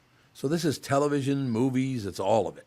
It's all of it. Yeah, that's what I thought. LA production is completely shut down. There are no TV and film. Anything's filming right now. Nothing. That's really too bad. Is there anything that comes close compared? Because I really like Abbott Elementary. I would agree with you 100%. She, Quinta Brunson is her name. Mm-hmm. She is terrific. She's so talented. A hell of a writer, hell of an actor. She's really good at her role. She's like 4'11" and just like so powerful. That's what I was going to say. She handles her size very well as a powerful woman. She does. Small but mighty. We love her. Yep, I do. I agree with anything else. She's a fashion queen too. Anything else close to that? Close to Abbott Elementary. Yeah. Some of the shows that I were watching that I really enjoyed wound up getting canceled. So it's one of those things like, is comedy making a comeback? Maybe, but we're at the early stages, I think, of comedy making a comeback. And we're going to have to wait and see, because I do think a lot of ideas are going to come out of this strike. That's the one good thing. We're going to have a long lag of a solid 6 months come the fall, with waiting for like new projects to come along down the pike. But I feel like post strike and in the 2024-2025 television season, I think we're going to see a lot of really good things. I hope so. That'd be very, very. So this is all about, because they make a lot of money anyway. So what's the strike about? They don't. That's the thing. Writers don't make a lot of money. They don't? No, they don't. That's the sad thing. It's what has happened because we've had this incredible golden era of TV, and most of it's been on streaming. What happens is we're seeing much shorter seasons. Remember, broadcast was 23 to 32 episodes on broadcast networks. Yeah. We're now seeing like 6 to 10 episodes per season. So people have to jump from job to job. In addition to that, when streaming came around and we're like, oh, it's no big deal, the unions made concessions and said, you can give us less on the residuals as you grow. And this is always a bad idea because these new technology ideas always become the big hit because they're the newest kid on the block. And what happens is people are making less and less. So that middle class writer is now living what LA calls below poverty level. And below poverty level for a single person in Los Angeles, you have to $70,000 is poverty level in Los Angeles. Oh, I could believe that. It's a little spendy to live there. Yes. So if you're making below $70,000, you are barely squeaking by these days. And this is not talking about like the Aaron Sorkins who are making millions. That is a very different story. We're fighting for the average worker that's just trying to pay their mortgage, keep gas in the car, keep food on the table.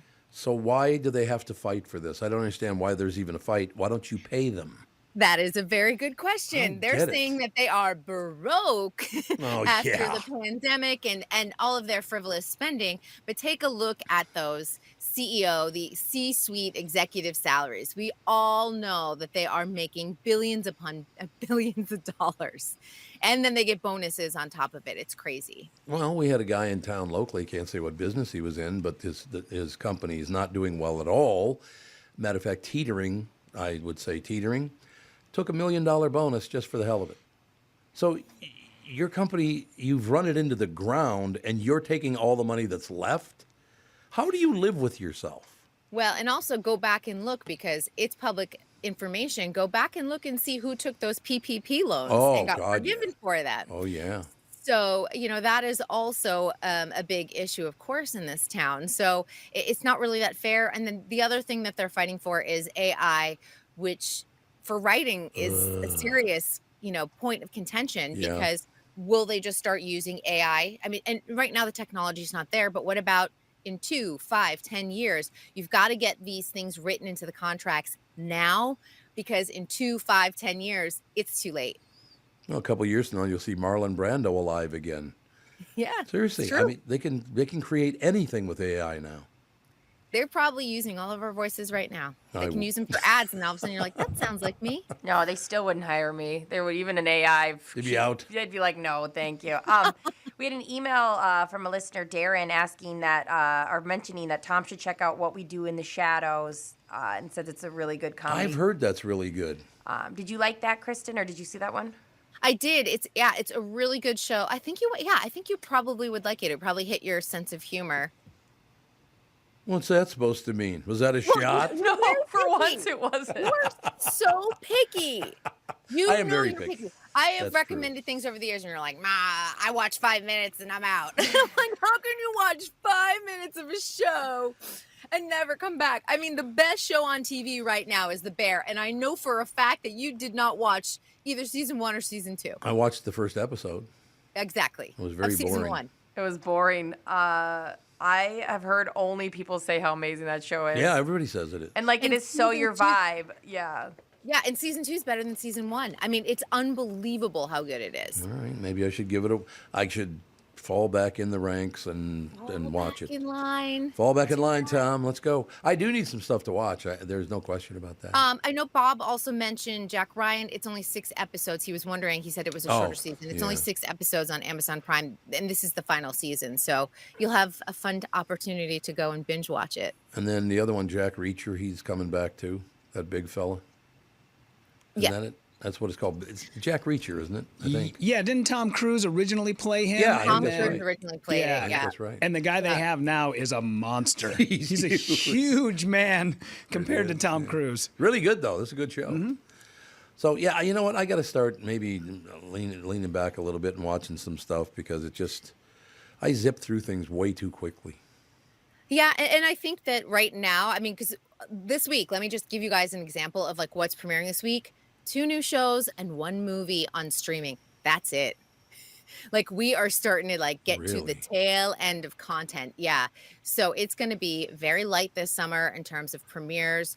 So if you're like, oh, I've always been meaning to watch Jack Ryan, The Bear, whatever it is, this is your opportunity to go and sort of explore that. Yeah, I will have to start doing that kind of stuff. No question about it. I brought up the movie Nefarious. Have you seen that? Sean Patrick Flannery?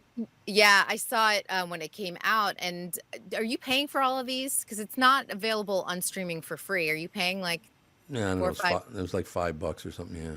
You download a lot of movies, don't you? I do download a lot of movies. What Because is your bill at the end of the month for like video on demand? you don't want to know. That's what I thought. But 'Cause I'm supporting. I very rarely will pay for video on demand. So I'm like, I wonder what his tab is. Because you're always like, we watch this movie. I'm like, it's not available on Netflix or Max yet. You know how great it is to watch an actor, though, Sean Patrick Flannery, who his eyes, his mouth, his shoulders, his body movement. The guy is phenomenal. I mean, he uses his deal. He keeps, when he's going to say something really important, he does this very hard squint. But he does it so naturally. He's really talented. Because he's not Botox like everyone else in Hollywood. Well, that's true. It's a good point. I'm like, what are you talking about? That is a very no good. one else moved. No one's face has moved for a decade, ever since HDTV came around. But yeah, there's some good stuff out there right now. There's plenty of great stuff, and that's the thing. I'm just going to say there's not going to be a lot of amazing stuff coming our way. The movies we will still see a lot. I mean, we've got a really good month ahead of us with Mission Impossible 7. You've got Oppenheimer, you've got Barbie the movie. It's going to be a really good month at the box office. But in terms of like what's happening on streaming, it's going to be lighter, and everyone just has to kind of prepare for that. So I got to tell everybody while we're here that I went to a wedding over the weekend. Louis Nanny's granddaughter, Tino, and I'm sorry, grandson, not granddaughter. He got married. Granddaughter got married a while back, but the grandson got married over the weekend, and so many people at that wedding. There must have been 400 or 500 people at that wedding. There were a lot of people there, man. But came up, one of the limo drivers for the wedding party came over and he said, "Tom, I got to tell you, I've been listening to you for over 30 years, and I'm listening to the new show, and it's really great to me. I met so many people that listen to this show now. It's really nice, very pleasant." That's awesome. Yeah. Also want to say what's up to Brad. Brad, a big fan of the show. Met him in St. Cloud on Saturday night. Yeah, came up and said, "Hey, man, I've been listening to Tom 30-some years, and the last couple of years when he was still on the radio, got a little, but it's nice to hear, the camaraderie that it feels like old Tom again, So it was like, yeah, it's a good compliment, absolutely. Well, if you guys become a massive pain in the ass like the management over there did, I'm going to get in a horseshit mood again. Mm-hmm. You see what I'm saying? Yeah, we're halfway there. Yeah. We're halfway there. That's exactly right. No, I'm not. That's the one thing I would say, Kristyn. I'm not a very Minnesota kind of guy because I will not put up with that bullshit. I just will not do it. You're not Minnesota nice? I am not Minnesota nice because that stuff is so phony. Half the Minnesotans are the nicest people I've ever met, but the Minnesota nice people are the worst human beings I've ever met. They're the most toxic. When I lived there, it was miserable. No question about it. Yeah, miserable bastards. But yeah, half the people are just magnificent people, and I just wanted to mention that to everybody because they brought up everybody's name and they love the segments. So, I mean, they don't care for Chris Egert. I'm only saying that because he's on in a couple minutes. But no, it's very, very nice of all of you to come up and say you're listening to the new show and that that's going very well, and they like all you guys, and I love that. So I wanted to pass that along to you, Kristyn, because your name came up several times. So that's good. Thank you. I appreciate all of them reaching out. They're so sweet. Well, they are. There's no question about. Well, I mean, they don't reach out to you and Rudy and me like they do to Brittany. Oh, Brittany, you're so right with pooping in a bowl. Or okay, I want to clarify. And yes, we had more emails, but I didn't even. I held back.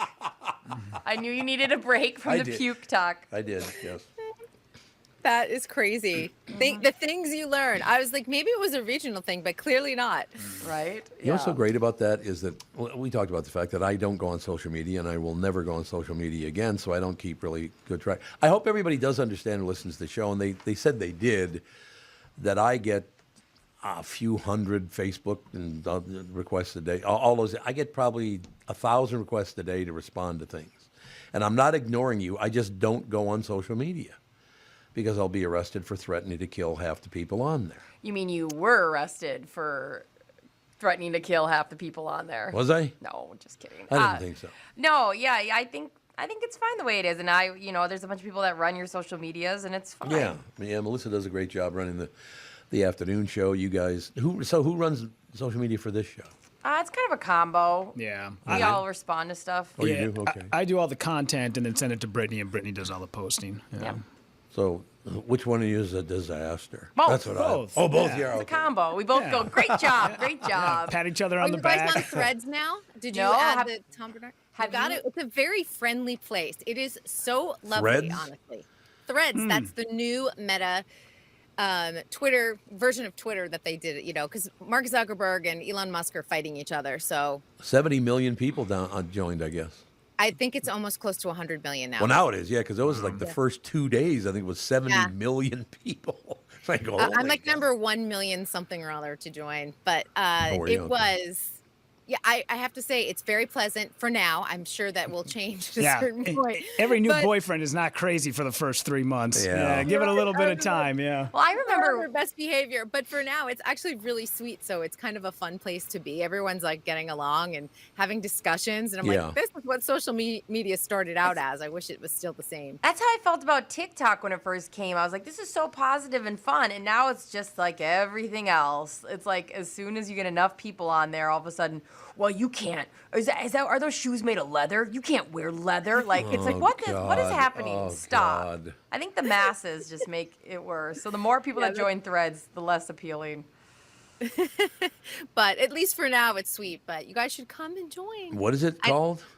Threads. Threads, okay. Threads. And I know those Rudy, kids I already heard that you're out, but I get it. Aren't they chirping at each other a lot on social media? Zuckerberg and the other guy? Yeah, they're They fighting. are. They're fighting. In fact, Are it's they? become literally a dick measuring contest. They should I can't just believe I'm kiss. saying that, but yeah. Yeah, they should just kiss because they're like, ugh, well, it's like just kiss. Like you're so close. That's the next social media platform. Yep. It's just a loop of those two dudes making out. There you go. Yep. That'll be a lot of fun. Yeah, what's great about this show is the fact that it's on video. You can go on YouTube and watch it and see, Brittany and look, I'm not being a pain in the ass here, but you and the two of you are very attractive women. Oh, stop. Well, you are, but I like to point out, where else are you going to go and watch a very attractive woman say, it's nothing but a dick measuring contest? Dick measuring contest. not gonna see that a lot of- I'm saying that, but use that for AI. Have fun. Yeah, okay. Go and take a nap, sister. No, I gotta work. Oh, you got to work. What are you working on? Well, I go to the newsroom every day from my house, but I start at 8, but I usually have to go and look at the news from usually about 6:30 to 7 just to get a look at what I'll be covering all day. And then I go for a walk at 7 a.m. and then start work at 8. So I got my whole thing planned. Although last week I was sleeping till 6. I was like... Isn't that wonderful, though, that you can go for walks? I love going for walks. Just love it. Same. Oh, yeah. In the morning, it's like the best. And it's nice and cool here. It's not hot and sweaty and gross yet. So No doubt about it. Oh, God, I just heard. Well, I was Jason over on My Talk, the morning show. I heard him on the way in. He was in Florida last week. Yeah.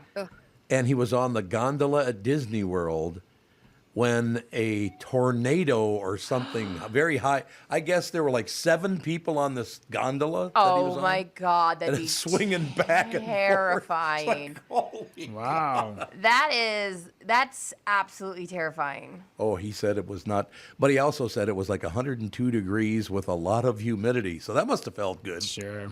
No, thank you. None for me. Yeah, don't go to Florida in July. It's not a good idea. no, it's so miserable. It's a swamp. If Jason It is. gets 5 minutes of vacation, he goes to Disney World. He loves Disney He World. loves Disney World. They were there the last time my family was there. He and his husband were there. I know. It's like He loves it. Why don't we go to California? It's at least cooler here. Absolutely. But you're there, to so you drive us Disneyland. away. Yeah, but is Disneyland really comparable to Disney World? And I don't know. I've never been to either. But are they do they? It's in terms of like a full week family vacation, absolutely not. If you're coming to Disneyland, you're going to wind up in LA or you're going to go down south to San Diego to do that that same visit type of thing. Yeah. Florida is, that full solid 7 to 10 day vacation that you can do. Disneyland, to me, it's so small because I grew up on the East Coast. So Magic Kingdom was the one I grew up with. So I was like, wow, this is it.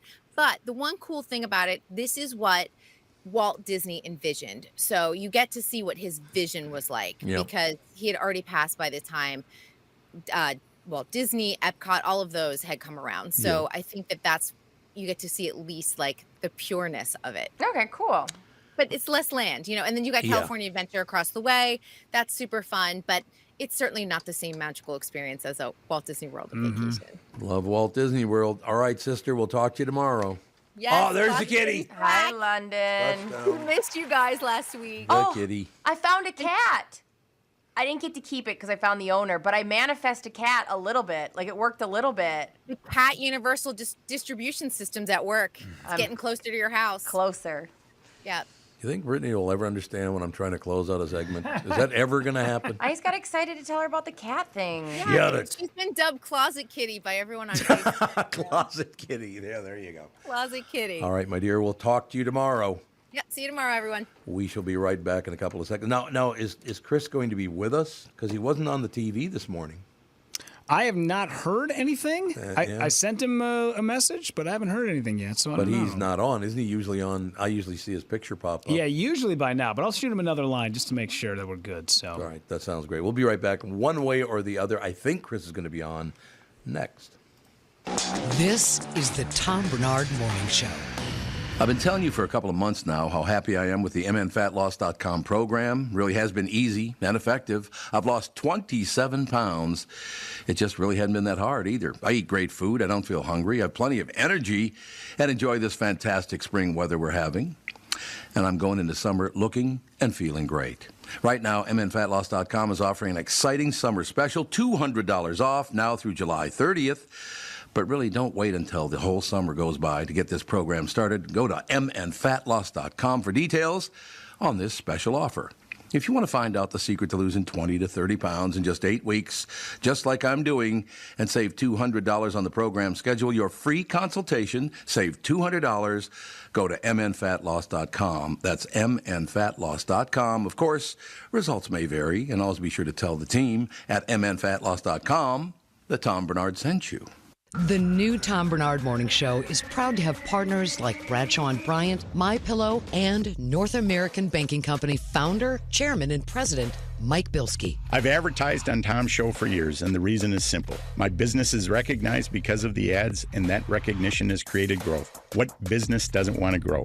I highly recommend the Tom Barnard Morning Show for your advertising. Grow results for your business by partnering with the Tom Barnard Morning Show. Visit TomBarnardShow.com, keyword partner. Mike has an amazing offer for my listeners on his Giza Elegance My Pillows. You'll receive a Giza Elegance My Pillow for as low as $19.98. Regular price is $69.98.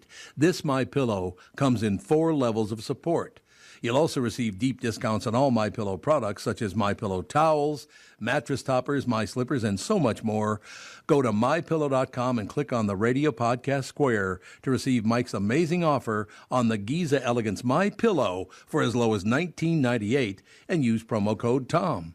This offer comes with a 10-year warranty, so you know it's going to last, a 60-day money-back guarantee, so you have nothing to lose. It's time to start getting the quality sleep we not only want, but need. Go to MyPillow.com and use promo code TOM to take advantage of Mike's special offer on his Giza Elegance My Pillow. That's MyPillow.com, promo code TOM.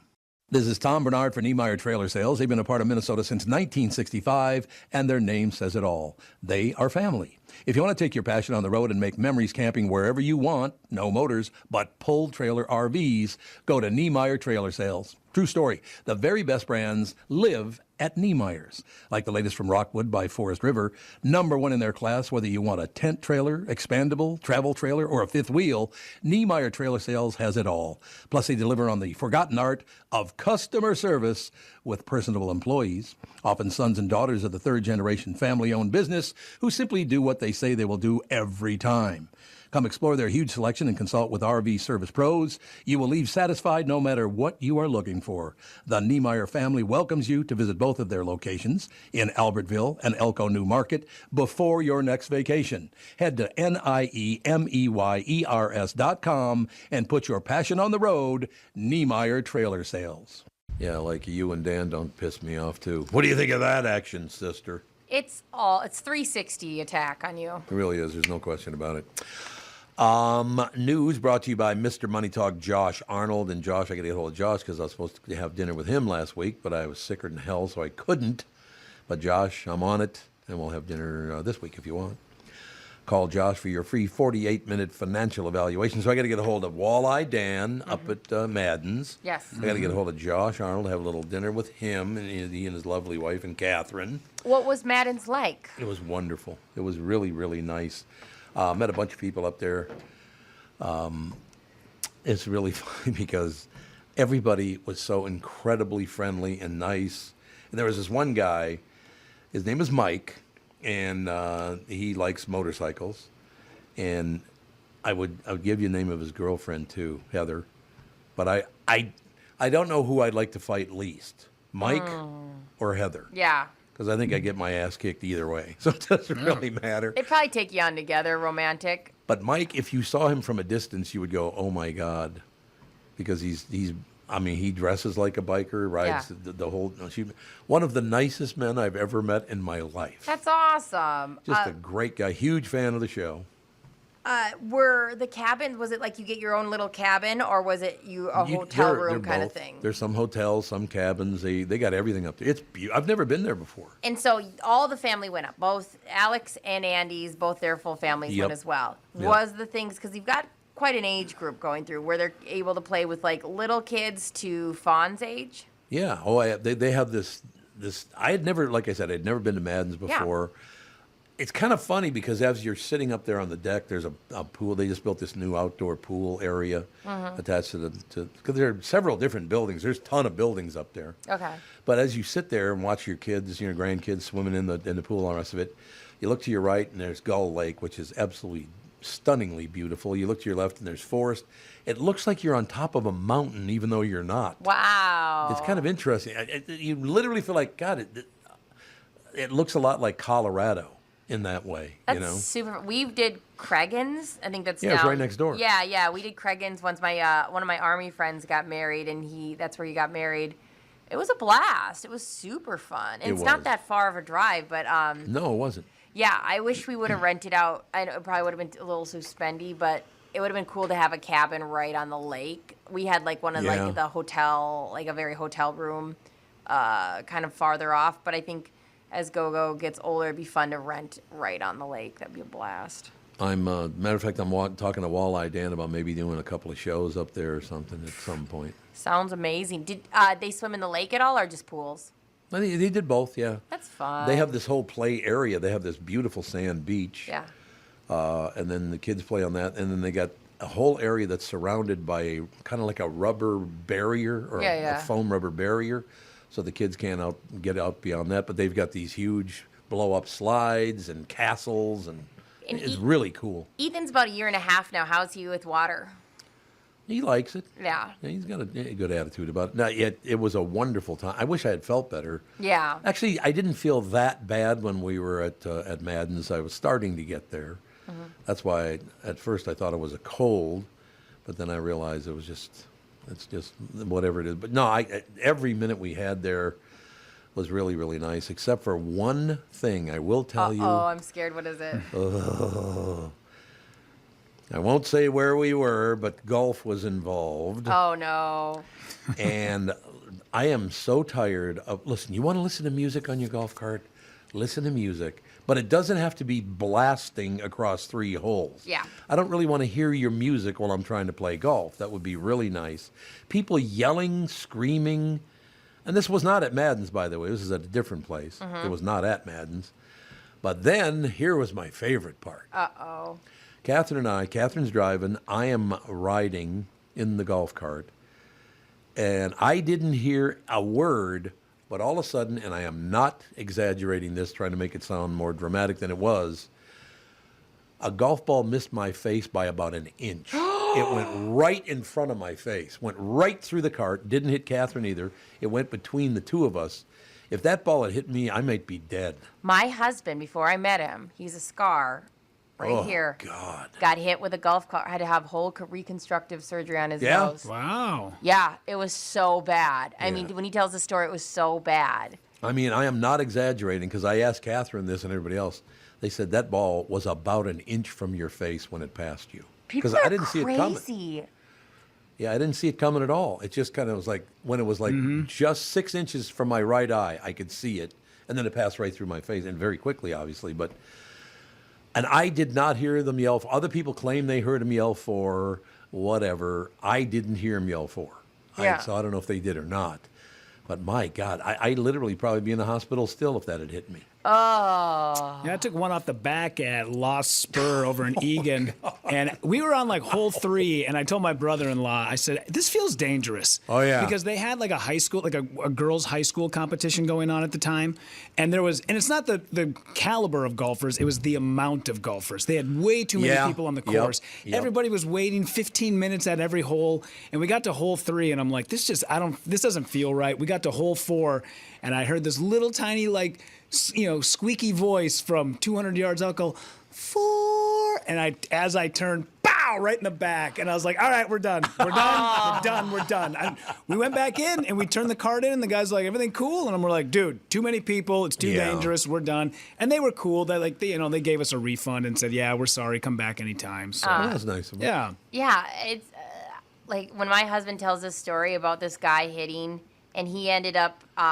saying, I'll cover it all. Like, he literally got hit right between the eyes. Ow. And all the doctors said if you would a little bit of left, a little bit of right, you would have lost your eye for sure. There's no doubt. No question. And then they had the guy who hit Justin came up and was like, I'm so sorry. Like, I'll cover it all.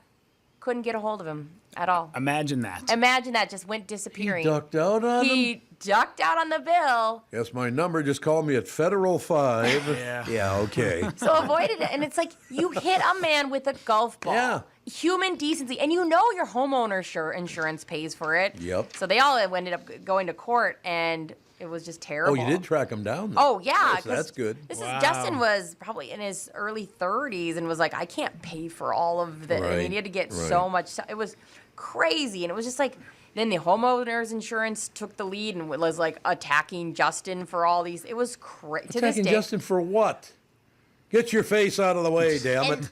So then, God, you guys, its story is so layered. It would anger you so much. I bet. Because then on top of it, the homeowner's insurance were like, well, you have your doctorate to Justin. So the whole premise of the lawsuit was then based off of this guy can't afford to pay for, and you know that it's his homeowner's insurance. So it's like them going, well, is it true that you have your doctorate? Is it true that you have A, B, and C? Is it true that you make this much? Like, they were going after like what financially would hurt more for the person. Why is it? I don't know. You get hit. It's so basic. You accidentally hit somebody and you hurt someone. Yeah. You take care of it. I hate that mentality especially when like rich people get kind of drug into it where they go, that guy's got the money to pay for it. Why doesn't he pay for it? Right. He doesn't have to pay for it. It's not his fault. It's Justin's fault that a guy decided to have a couple of pops and then hit him in the face with a golf ball. Exactly. That's not Justin's fault. No, and it literally, it angers me so much. You should see Justin talk about it. Like, I always feel so bad for him because he's got this little, like, I call him his little Harry Potter scar on his forehead. It's just Harry Potter? He's this guy he's a book. I know who. I was like, I feel like you knew. From the I could even see that sly smile, like, gonna make me nerd out in front of you. The plumber. You've seen him on TV. Yes. Harry Potter plumbing. Yeah. Is that, hey, Mr. Potter? Yeah, that guy? see, that Mr. Potter. I got that reference. Oh, God, I love that. Mr. Carter, how you? That was John Travolta, wasn't it? How many seasons was that? Because I only seen like random. Was it a good show? It was a good show. Yeah, season-wise, maybe I'll look it up, but I think maybe only 3 or 4. Yeah, I think you're right. There was a lot of those shows that like they say, Star Trek was only like 2 seasons. Oh, it's more than that. Star Trek's huge. Yeah, was it only 2 seasons? Really? The original. Oh. The original with like Captain Kirk, I believe, was only 2 seasons or maybe 3 seasons. Keep in mind the seasons were like 40 episodes long back then. Yeah, they were a little long, but there isn't like this back catalog that we think of it because there was Star Trek, The Next Generation, there was all these sorts of things, and they've been keeping the movies going, and there was also those movies with Spock and Kirk, but there was only like 2 or 3 actual seasons of the original. That's amazing. I didn't know that. No, yeah. I had no clue that was true. Mm-hmm. So, yeah, if you're going out golfing, watch your ass. That's all I'm saying. I've been hit 3 times on the golf course already. Once by myself. Okay, that's now I know why you want to quit golf. I was at Fox Hollow, and I was behind a fence. On the 9th hole, there's I hit a horrible drive. That was the problem, right? And so I teed up. I'm going to just knock it over the fence right onto the green. Caught her a little thin, hit the fence, came and hit me right in the chest. That's so fun. Did you have to go 4? And the other one I could remember, this was down in Florida. No 4, no anything. Ball hit me right in the left knee. And I was on the golf cart. That It hurt like a son of a bitch. Oh. And they were trying to, they didn't yell for it, they didn't do anything. But I was with Fitz. Yeah, it's not a... Fitz is 6'5", weighs about 320. Those guys picked up their bags and walked off the golf course. I will tell you that. Wow. No 4, nothing. It just hit me in the knee. You've been hit by a golf ball 3 times. 3 times, yeah.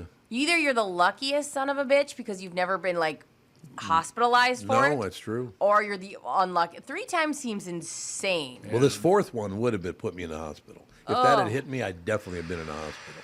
So I looked it up. The amount of seasons Star Trek had was 3, but guess how many episodes? I want to say 120. 15 or 20 per season, so 60. So 60. All right. So you guys are right. You cut it right down the middle. 79 episodes of Star Trek. Yeah, they used to do it. Well, you see that with Twilight Zone. This is season 2, episode 47. I'm like, what? I know. Jesus. Yeah. It makes us look so lazy now. We're like 10 episodes, that's it. Yeah. All right, I got to run something by you guys because this is very, very cool, actually. I want to make sure that I bring it up properly because you guys know Jimmy Francis, right? The mayor of South St. Paul? Yeah. He stopped in before. He sent me a message. I'm going to read the message if it's cool with you guys. This is Mark DiCarlo, the voice of Hugh, Jimmy Neutron's dad. You guys watch Jimmy Neutron? I loved Jimmy Neutron when I was growing up, yeah. Yeah, because everybody in my family loved Jimmy Neutron, and they loved Mark DiCarlo as Hugh. He would love to be on the show sometime with us. Yeah, absolutely. He's a great guy, and I asked him to make this message to you at a charity event I went to.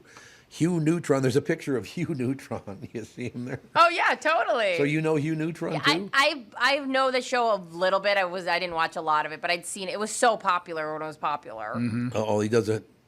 Oh, I wonder if I should play this or not. Uh-oh. What is it? It's a voice Voicemail? message. Oh, you might want to listen to that. Yeah, I might want to listen just to in it. case. Yeah. I mean, I know it's a podcast, but still.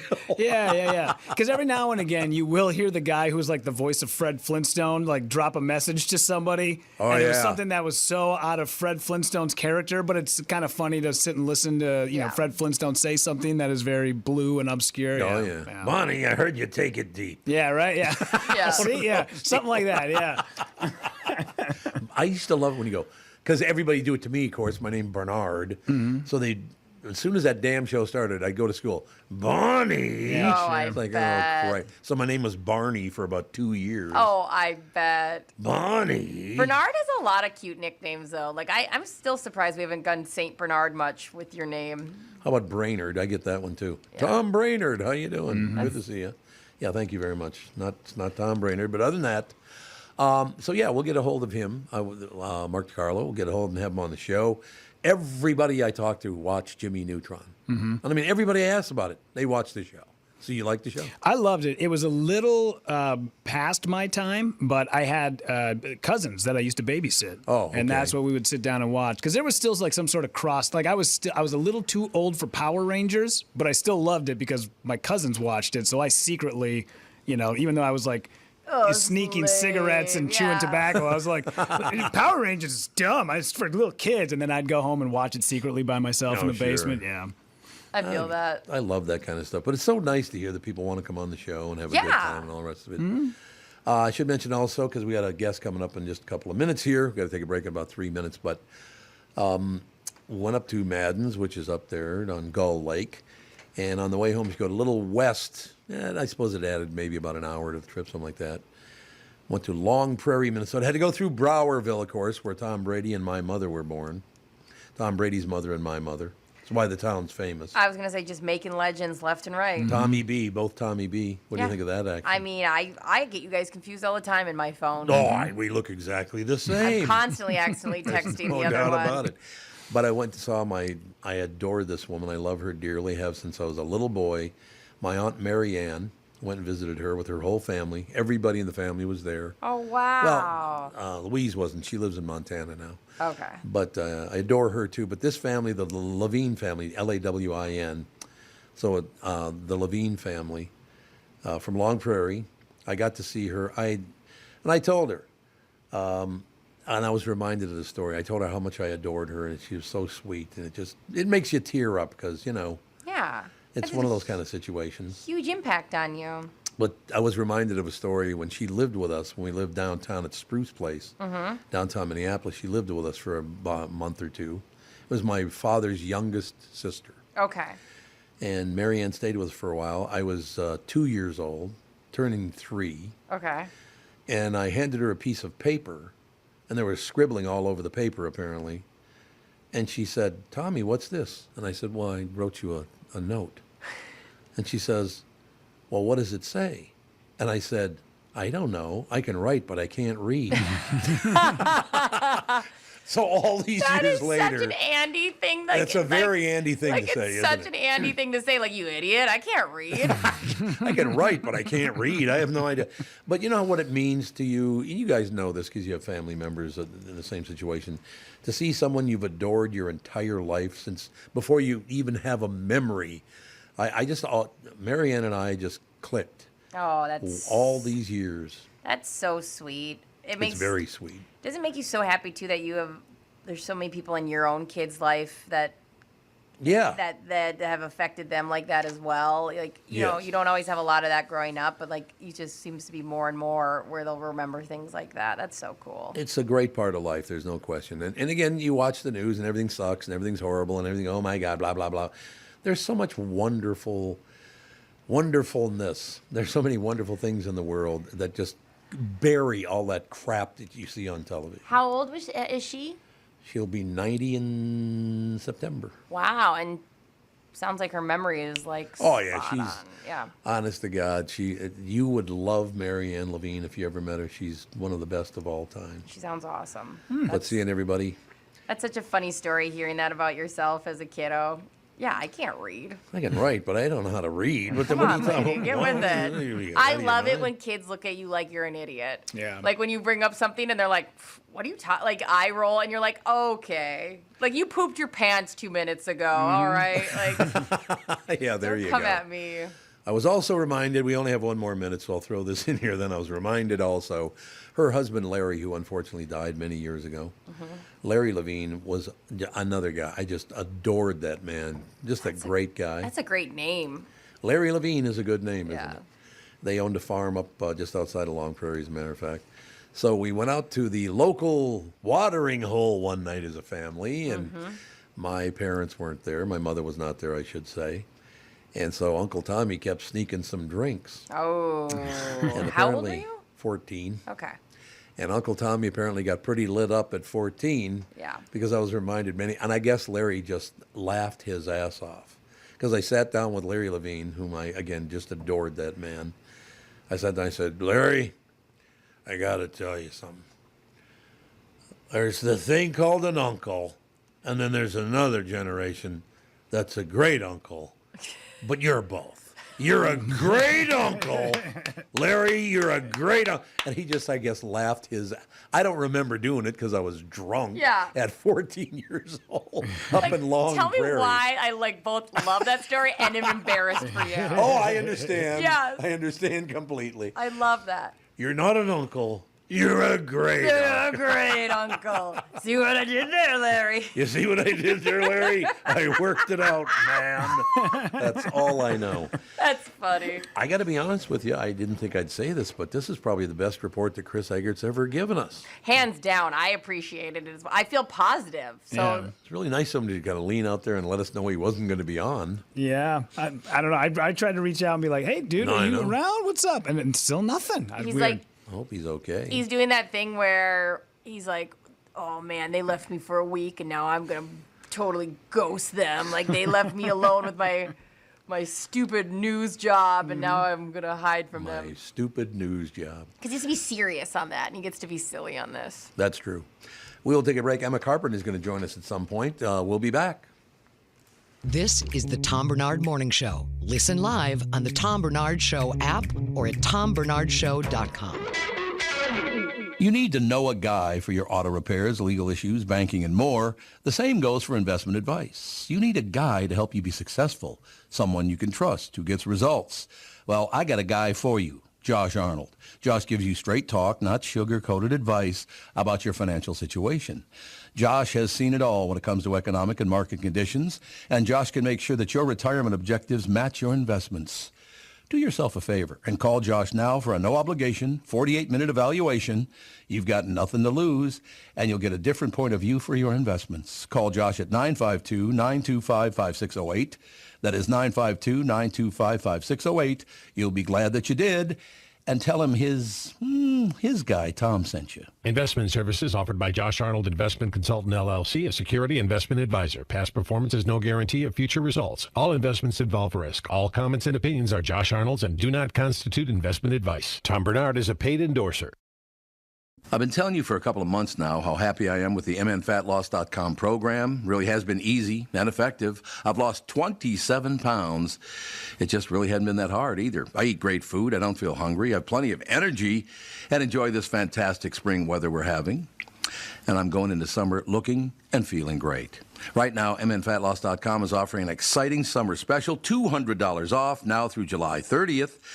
But really, don't wait until the whole summer goes by to get this program started. Go to mnfatloss.com for details on this special offer.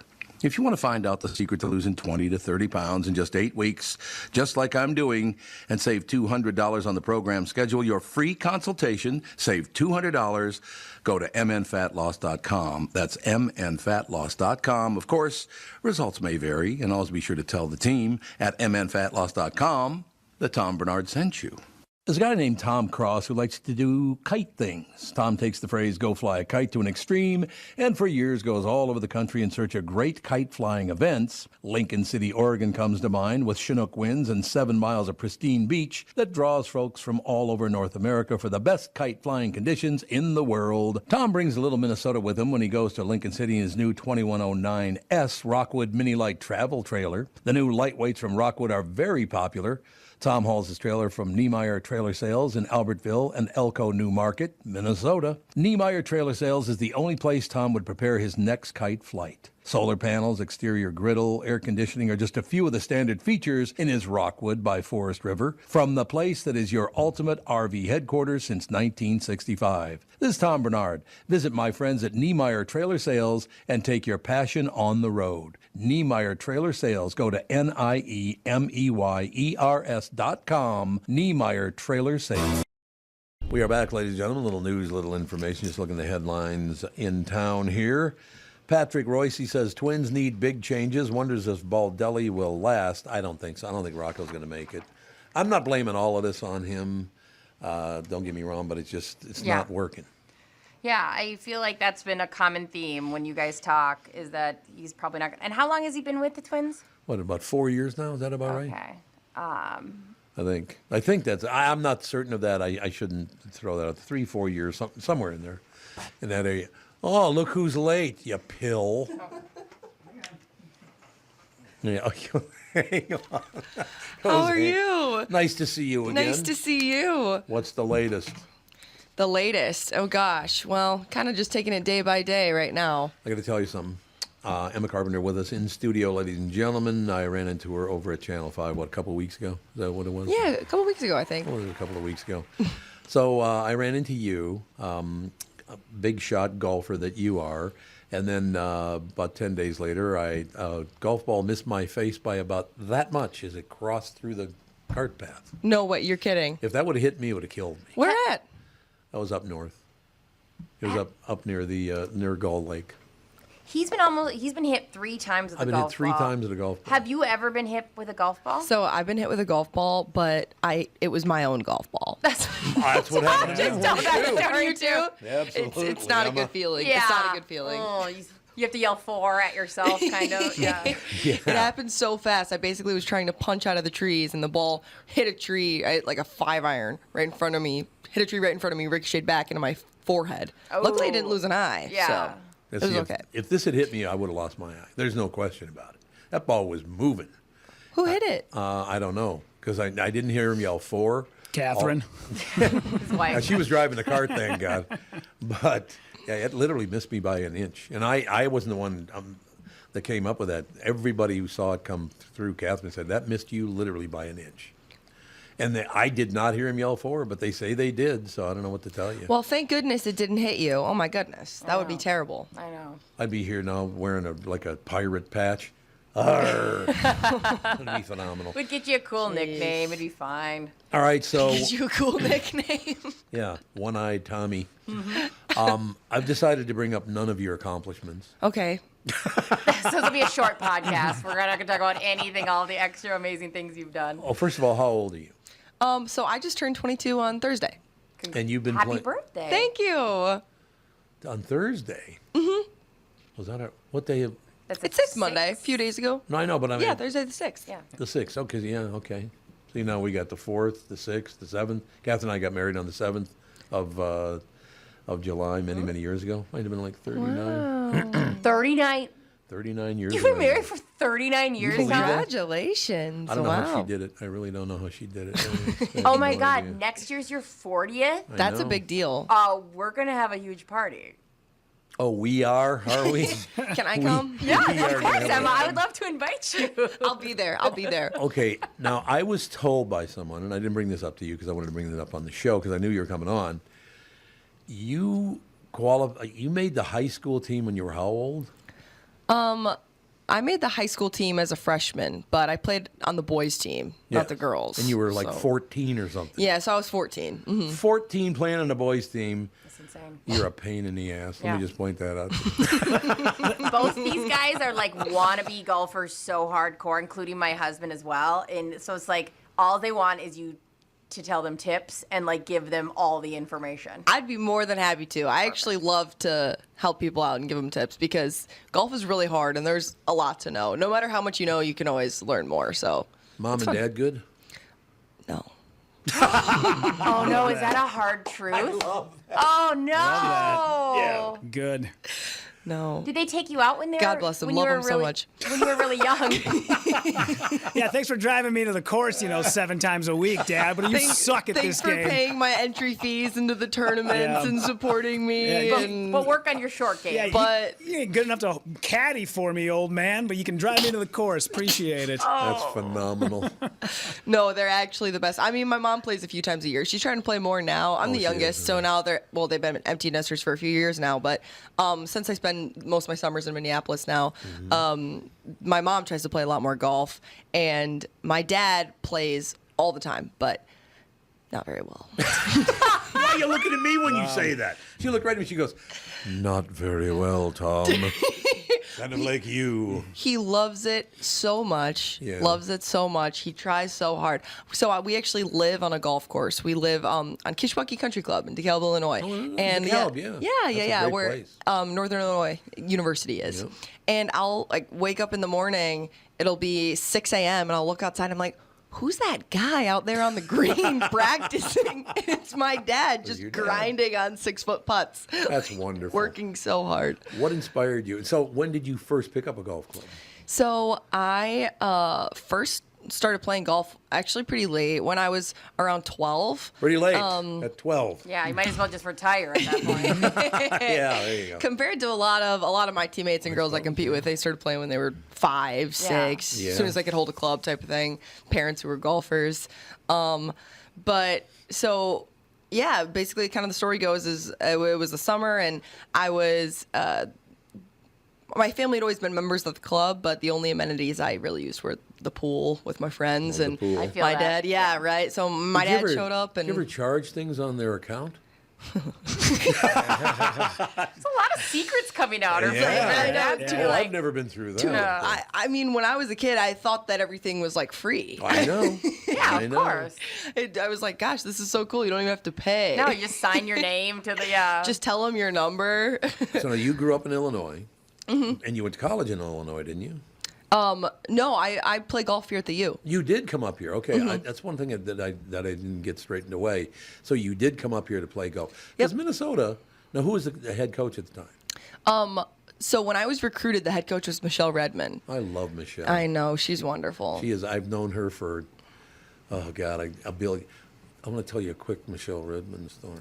Okay. We're playing golf one time, and I'm very mediocre. Let me put it that way. She's unbelievable. She's amazing. So I tee off first, because the men's tee's further back user. But she played from the same tees anyway, so I don't know why I teed off first, but I did. And I literally hit the ball to about an inch from, there's a par 3, hit the ball about an inch from the cup. This is a long par 3. So I'm like, yeah, top that, sister. She made it. Hole in one. She did a hole in one in front of you? Yeah. You know how many she's had? Yeah. How many? I'm so scared because and I didn't know this. Now I'm like so cool. Now I'm like constantly. My parents play. Cool. My husband played. I was deeply hurt. Still offended by it. It was your best shot of the day. It was just completely overshadowed. Of my life, maybe. Maybe of my life, maybe. She's had 15 hole-in-ones. 15. Holy cripes. 15. You know how many I've had? 0. I haven't had a single hole-in-one. You know that happens so much. I have a friend, Kendall Norberg. I've had 2 holes in one. He's phenomenal. He's never had one. It's in your head. It gets in your head at one point. It? Every time I've stepped up to a par 3 and I'm like, can we just make it, please? Just give me one and I'll be done. How close have you gotten? Oh, gosh, so many times. One time, our current head coach, now Real Brinsmead, I was so close to one at a tournament. It was like the most theatrical reaction I've ever seen by the green. You love those people in your life, right? Like you need some drama. It. Yeah. Oh my gosh, love it. You got to have the drama. But it was like hand on the head, like, what, how, no, what? So funny. There's been moments like that, but nope, never actually gone in the cup. That is so weird because I literally, my first hole in one was on number 11 at Golden Valley. Nice, good course. A good course, yep. And the next day I was playing Bear Path, and I knocked one to about an inch of the cup. I thought I was getting 2 holes in one 2 days in a row. It missed by about an inch. And so when you get a hole in one, there's all these like things that happen, right? Like they can, yeah. Okay, so you're supposed to like buy everybody a drink. Yeah. Yes. Right? And then also, is your name in the newspaper? Some people do. Yeah. If the course is like a club or they do like a press release, they will usually put you in there, like up to the other members and stuff. But there's also there's club rules too. Sometimes you people put in money and then you win money if you make a hole in one. Right. And then you could buy everyone in the group a pair of shoes. That's another one. Whoa, take it easy. I know. I played a week ago. A guy's like, "You want to play for a hat?" I'm like, "No, I don't want to buy you a new hat, okay? Because I know I'm going to lose. So no, there's no buying of hats." Buying shoes for people like that gets elaborate. That'll add up. Yeah, that'll add up. Emma, do you have a specific time you have to be out of here? No, I don't. Okay, good. So you can hang around for a while. I can hang around, yeah. Because Phil Mackey's going to be on in about 15 minutes, and I know he'd love to talk to you about it as well. I Awesome. don't know if you ever met Phil or not. We haven't met in person, but I've been planning to connect and just chat about podcasting and such. You'll like him. It's a great idea. So, okay, now what year of college are you in? So I just graduated, but because of COVID, I've got another year of eligibility. Okay. So I'm going to play a 5th year on the golf team. That's what I heard. That's Thank you. exactly why I asked you that, because I heard you were going to play a 5th year of eligibility, which is great news for the team, obviously, right? I hope so. Might not be, but got to pull my weight. Are you going to become a professional golfer? I do not plan on turning professional. Oh, you don't? Really? No, I mean, absolutely love the sport. Love everything. It's been so good to me. It's my whole life, really. But I have some other passions outside of just golf. Being a professional golfer is practicing all day, every day, week to week hotel rooms, lonely. I see myself doing some other stuff. So you know what it's like to be a comedian. Yeah, exactly. You'd be a great comedian, sitting in hotel rooms by yourself all day, super lonely. I would have you go down the list of achievements, but we don't have enough time because the show will be over in 45 minutes. Because as I was looking you up the other day on Instagram and doing some stalking for the show, I realized, you sing? I didn't realize that. I guess you crank. Oh, look at her being modest. I sing a little bit. Yeah, no, that is true. I sing a little bit, not nearly as much as I used to. Okay, but you've done national anthems and stuff, right? Yeah, so pretty much over the last few years, I've just done some national anthems for some Gopher games. Mm-hmm. So, but that's the only song in my repertoire nowadays. I don't sing anywhere else. Gotcha. I love that so much when people. Oh, you got to. No, I was going to say, if you guys want to hop into our game real quick? Yeah. At some point before we bring Phil on, or do you want to wait for Phil? No, it's up to you. I'll just follow your lead on that one. Yeah, we could do that. So, Emma, because you're such an achiever, we decided to do a game with you today. It's a little quiz game to see how good you are, how well-rounded you are. Maybe you're good at everything. Yeah, right? Don't worry, we're idiots. So if you're worried right now, don't. What do you mean your idiot deal there? Fine. What did I idiot. do? Okay, here we go. We got an opener for it. And now it's time for everybody's favorite game, Great Achievements in Achievements. We give you the achievement, you tell us the achiever. Let's play. Oh. Okay, so between the three of you, the way to buzz in is just say your name. Whoever says their name first. So we're all playing. All three of you will be playing this game. Yep. So just say the name, and then if you can answer any time, but if you do answer and you get it wrong, we move on and you lose your turn for that question. Okay? It's a best of 5. Here we go. Snap. Question number 1. He was once an all-time top-selling music artist, selling more than 90 million records worldwide. During the 1950s, he served for the U.S. Air Force in Brittany. Elvis. Served for the U.S. Air Force in Landsberg, Germany, before making it big with songs like "I Walk the Line" and "Ring of Fire." Come on, Johnny. Johnny Cash. I already. Yeah. You got to say Tom. Oh, I got to say Tom first and then Johnny Cash. Yep. Tom. I did say Tom. No, you didn't. I just now said Tom. I gotta say Tom first. Yeah, okay. I said Tom. Yeah, say Tom and then Johnny Cash, and then you get the point. That's what I did already. Nice host. I don't think so. Play it back. We'll give it to you. Play I it don't back. Still got the point. I mean, he's smart, but he just doesn't want to follow any of the rules. So, like, Yeah, okay. That's right. Tom's got one. Here we go. Ready? All right. Oh, man. As the daughter of screen legends Tony Curtis and Tony Curtis and Janet Leigh, she patented a baby diaper incorporating both a disposable diaper and a pocket containing disposable wipes. This is easy.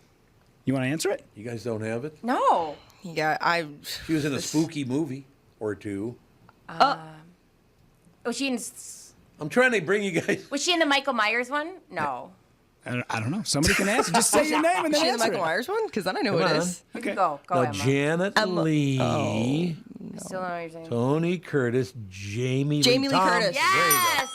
So I gave it to you. Okay, who gets the goddamn point on She that does. one? She gets it. Emma's our guest. She can have it. I was thinking of. I couldn't think of her name.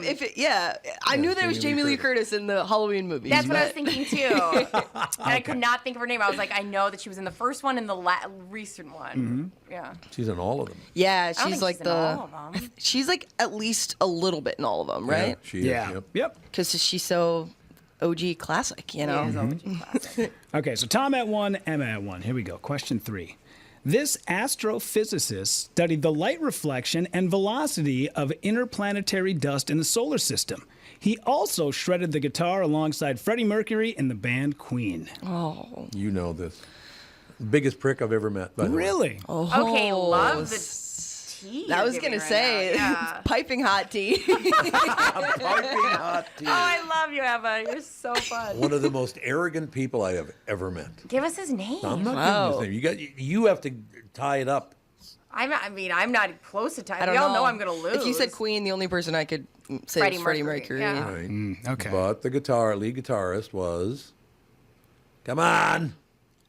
You've been in rock and roll radio your whole life and you don't know who this Brian.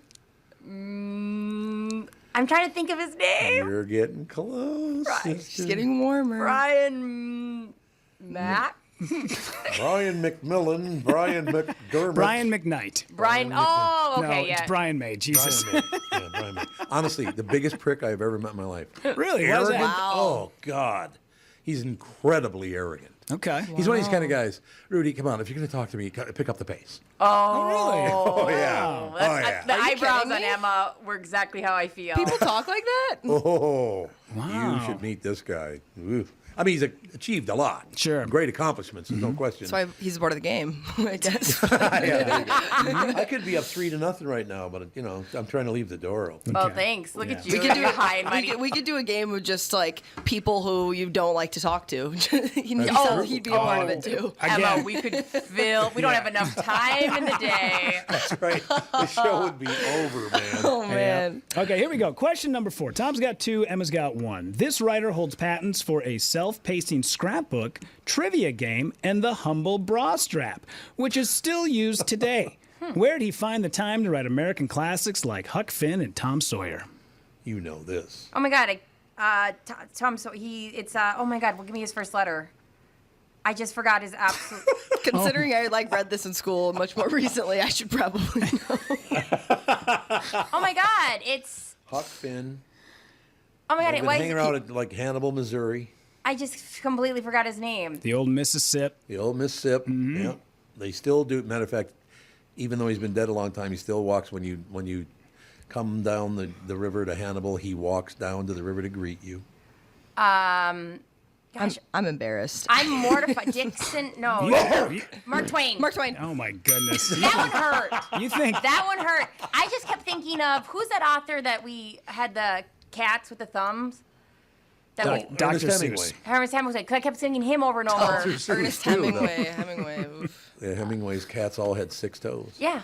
Because we know that because we went to Key West and That's correct. It was his, it's a thing. Okay, I should be up like 7-0. You should be up 7-0. He's been trying to give us hints. It's not a good sign when you can't think of Mark Twain. Not only does he know it, every single time it's like, come on. I know. Yeah, right. This is the story of my life. That Mark Twain one's going to hurt. That one I'm going to have to take to my I'm going to have nightmares about that. Totally.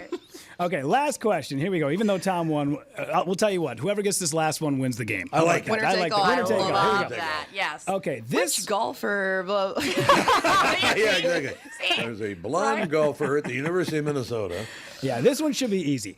This 5-time host of Saturday Night Live, creator of energy drinks, tequila, movie star, and football league owner, also made the world's largest layer dip. Anywhere you go, you can smell what he's cooking.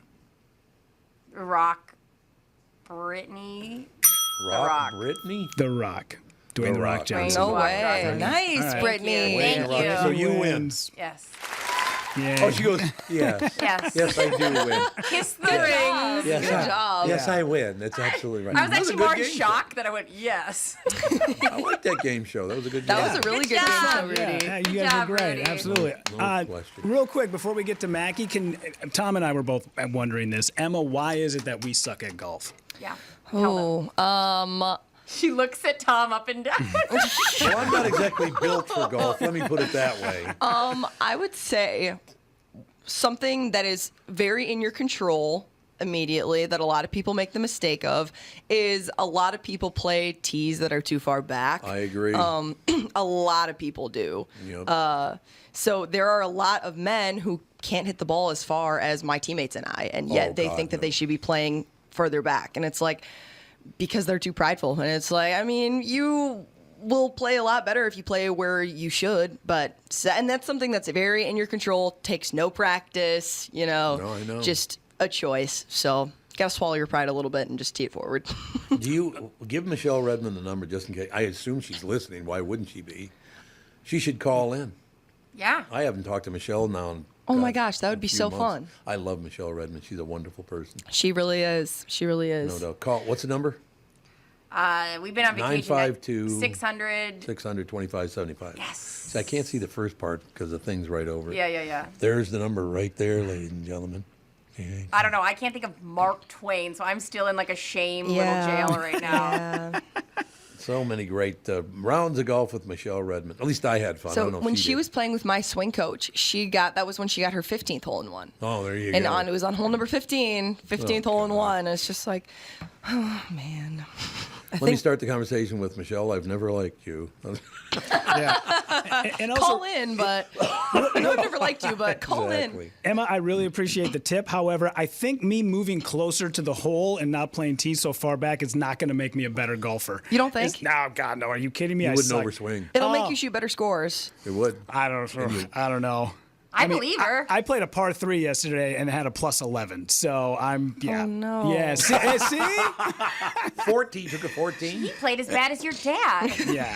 Pretty bad. So I did have one par, but for the most part, it's been, yeah. par. So is there anything else? Look at her. She's like, oh, isn't that nice? You got a par. No, that's Oh. good. That's good. par's good. That's good. You played 18 holes? No, just 9. Okay, that's good.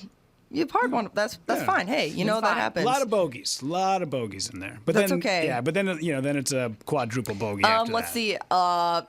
Another tip. Do you have equipment that's right for you? Oh, good question. Here's the thing. I bought, because I'm a short guy, and I bought standard size clubs. And I went to the guy, and I think the guy was just like too lazy, because I'm like, I feel like these clubs are like a half inch. He's like, no, it's standard clubs. I'm like, I feel like they're just a little too long for me. And he just kind of took like my 7-iron and just sort of like flattened it out a little bit. And then he went, there you go. I was like, I still think I suck, dude. I still think the clubs are too long for me because I'm such a short guy. Yeah, that's a thing. I mean, if the clubs are too long or too short, it's definitely going to be hard to like have consistent impact. Right. So yeah, equipment's a big thing, definitely. Like my dad was using these really old steel stiff shafts, and when I got a new set of clubs, I gave him my old set because it was like more. They were actually, when I was younger, I was using like a senior flex, and good idea. Yeah. So I gave my dad senior flex shafts that he hit them way better than he was hitting these other clubs. Not saying that wouldn't be the case for you, but it could be the opposite. Maybe you're using something that's a little too whippy or something, like you said, a little too long. You'd be surprised how much that can make a difference just in what's easiest to hit. Okay. All right. I'll give you a tip on thinking too much in golf too, because I hadn't played golf in 6 years. No? I didn't play golf for like 6 years. I had too much going on. Like, how bad? And your last round of golf must have been terrible. No, it was like, just where I worked. I playing hated again. most of the people there. So Oh, my I'm focus sorry. was just on, moving. So I hadn't played golf in 6 years. So I just grabbed my clubs, and I learned a full turn for me right now may not be all that great an idea anymore. Because I can bring it back here, right? And people always, by the way, lead with their shoulder, which is the worst thing you can possibly do. But why do you think that is? That people, they take the club back and they lead with their shoulder because they think it'll put their hands. Not a good idea. Yeah, at all. well, people just watch professionals. They watch people swing it, and they think that oh, it's my arms and my shoulders. But I mean, legs are a big part of it. Legs, hips. It's the way that you work the ground. There's so much that goes into a golf swing, and people think that they can just kind of like watch it and figure it out. I mean, if you play recreationally, there's no reason why you need to like spend so much time and money and everything on lessons and stuff. But there are like smaller things that you can do, I guess. Okay, 3 beat going into the break here, and then we'll be back with Phil Mackey. We'll be talking to him. But 3 professional golfers. Michelle Redmond, I already told you the story about how I knocked it to an inch, and she had a hole in one. That's number 1. Number 2, I used to play a lot of golf with Tim Heron and Alyssa Heron. Love the Heron family. Great people. I played with Carson and JP. Oh, yeah, there you go. But I'm telling you, honest to God, playing with Timmy and Alyssa, it's a dream come true. But the 3rd one, I used to play a lot of golf with this is an Italian guy. He lives in town. He was on the tour. God, I don't remember his name. Might have been Rocco something. He's played a lot of golf with him, right? Wow. And this is 7 years ago probably, because I didn't play golf for 6 years. So at this point in my life, I hit a drive, and I hit it probably about, 260, 265, which is not bad. And Rocco hits his about 30, 40 yards past me. Oh. And I said, okay, Rocco, that's great. That's nice. So I hit the best drive I could possibly hit. You hit yours 35, 40 yards past me. He goes, I got some really bad news for you. I said, what's that? He goes, if Roy McIlroy were here, he'd be 50 yards past me. I'm like, great. So he'd only hit it 100 yards past me. That's great. When he drove that par 4, I couldn't believe it. Did you see that? When Rory did? Yeah. Yeah. Oh my gosh. Holy God. Unbelievable. It was unbelievable. It's those guys, what they can do, it's so impressive. Well, the women, the men, all these professional golfers. But you don't want to be a professional golfer. No, I mean, I would love to be. I would love to be a professional golfer. I would, but yeah, I guess I would just chalk it up to I've got other passions, other things I want to do. It's really competitive. It's really, really tough. Actually, the girl who just won the U.S. Open this weekend, Allison Corpez is her name. I played with her last year, or maybe it was 2 years ago, at the Cradle at Pinehurst, which is their little nine hole course. Yep. We played in a group, and they were doing this challenge where you had to be barefoot and you could only use one club. Oh, fun! I kind of love that. Oh, it went so poorly. Oh, I love that.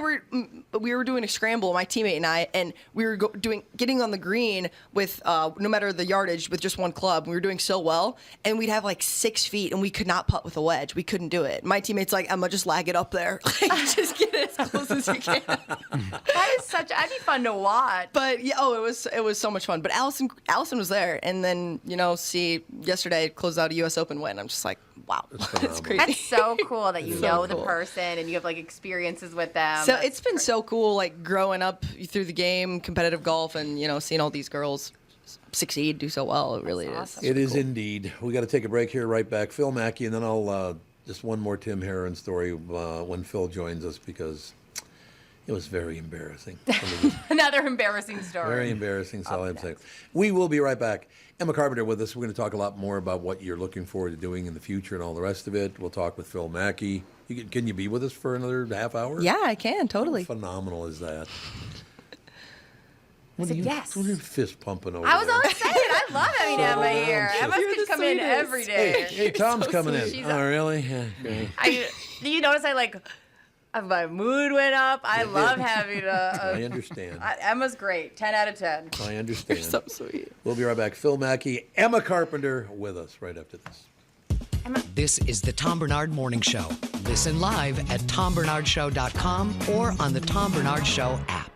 Tom Barnard here. Are you ready for some throttle therapy? Cruise the water in luxury on brand new Bennington pontoon from the Power Lodge, of course. Enjoy sunset from the water. That's one of the things I used to love so much. Entertain the kids and float on the lakes all summer long. It all starts at the Lodge, the Twin Cities' newest Bennington dealer, the Power Lodge, with locations in Brainerd, Onamia, Ramsey, and Miller Marine of St. Cloud, of course. Hundreds of pontoons in stock across all Power Lodge locations. Your summer fun begins at Brainerd's newest Bennington dealer, the Power Lodge. You've heard it before. Brittany wants to be a Klingon if we buy a pontoon. I am going to buy a pontoon. I will tell you the easiest way to have a bunch of old friends come out of the woodwork is to own a pickup truck or a pontoon. I became way more popular with my friends and family when I owned a pontoon. Enjoy the best days of summer on your favorite lake in a brand new Bennington pontoon from the Twin Cities' newest Bennington dealer, the Power Lodge in Ramsey. Miller Marine in St. Cloud is the largest Bennington dealer in the entire world. Throttle therapy on land and water, powerlodge.com and millermarine.com. And please do tell them that Tommy sent you. What can Hubbard Interactive do for your business? Let's take a listen and find out what they did for one local company, Steve the Window Guy. I'm Sally, and I'm a digital brand strategist here at Hubbard Interactive.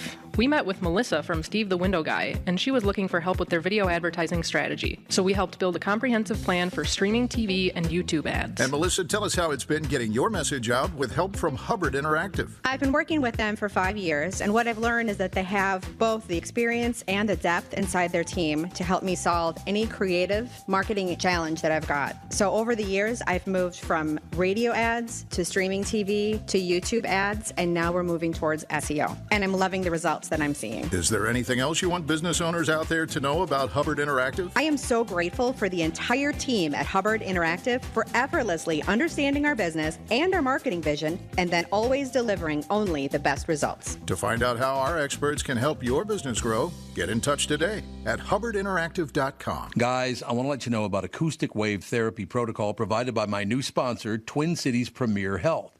It's a non-invasive, non-surgical, highly effective, science-based procedure that creates an increase in blood flow and helps create new blood vessels by treating the root cause of most erectile dysfunction. Unlike using a pill to create a pharmaceutically induced erection, they treat the root cause of the problem.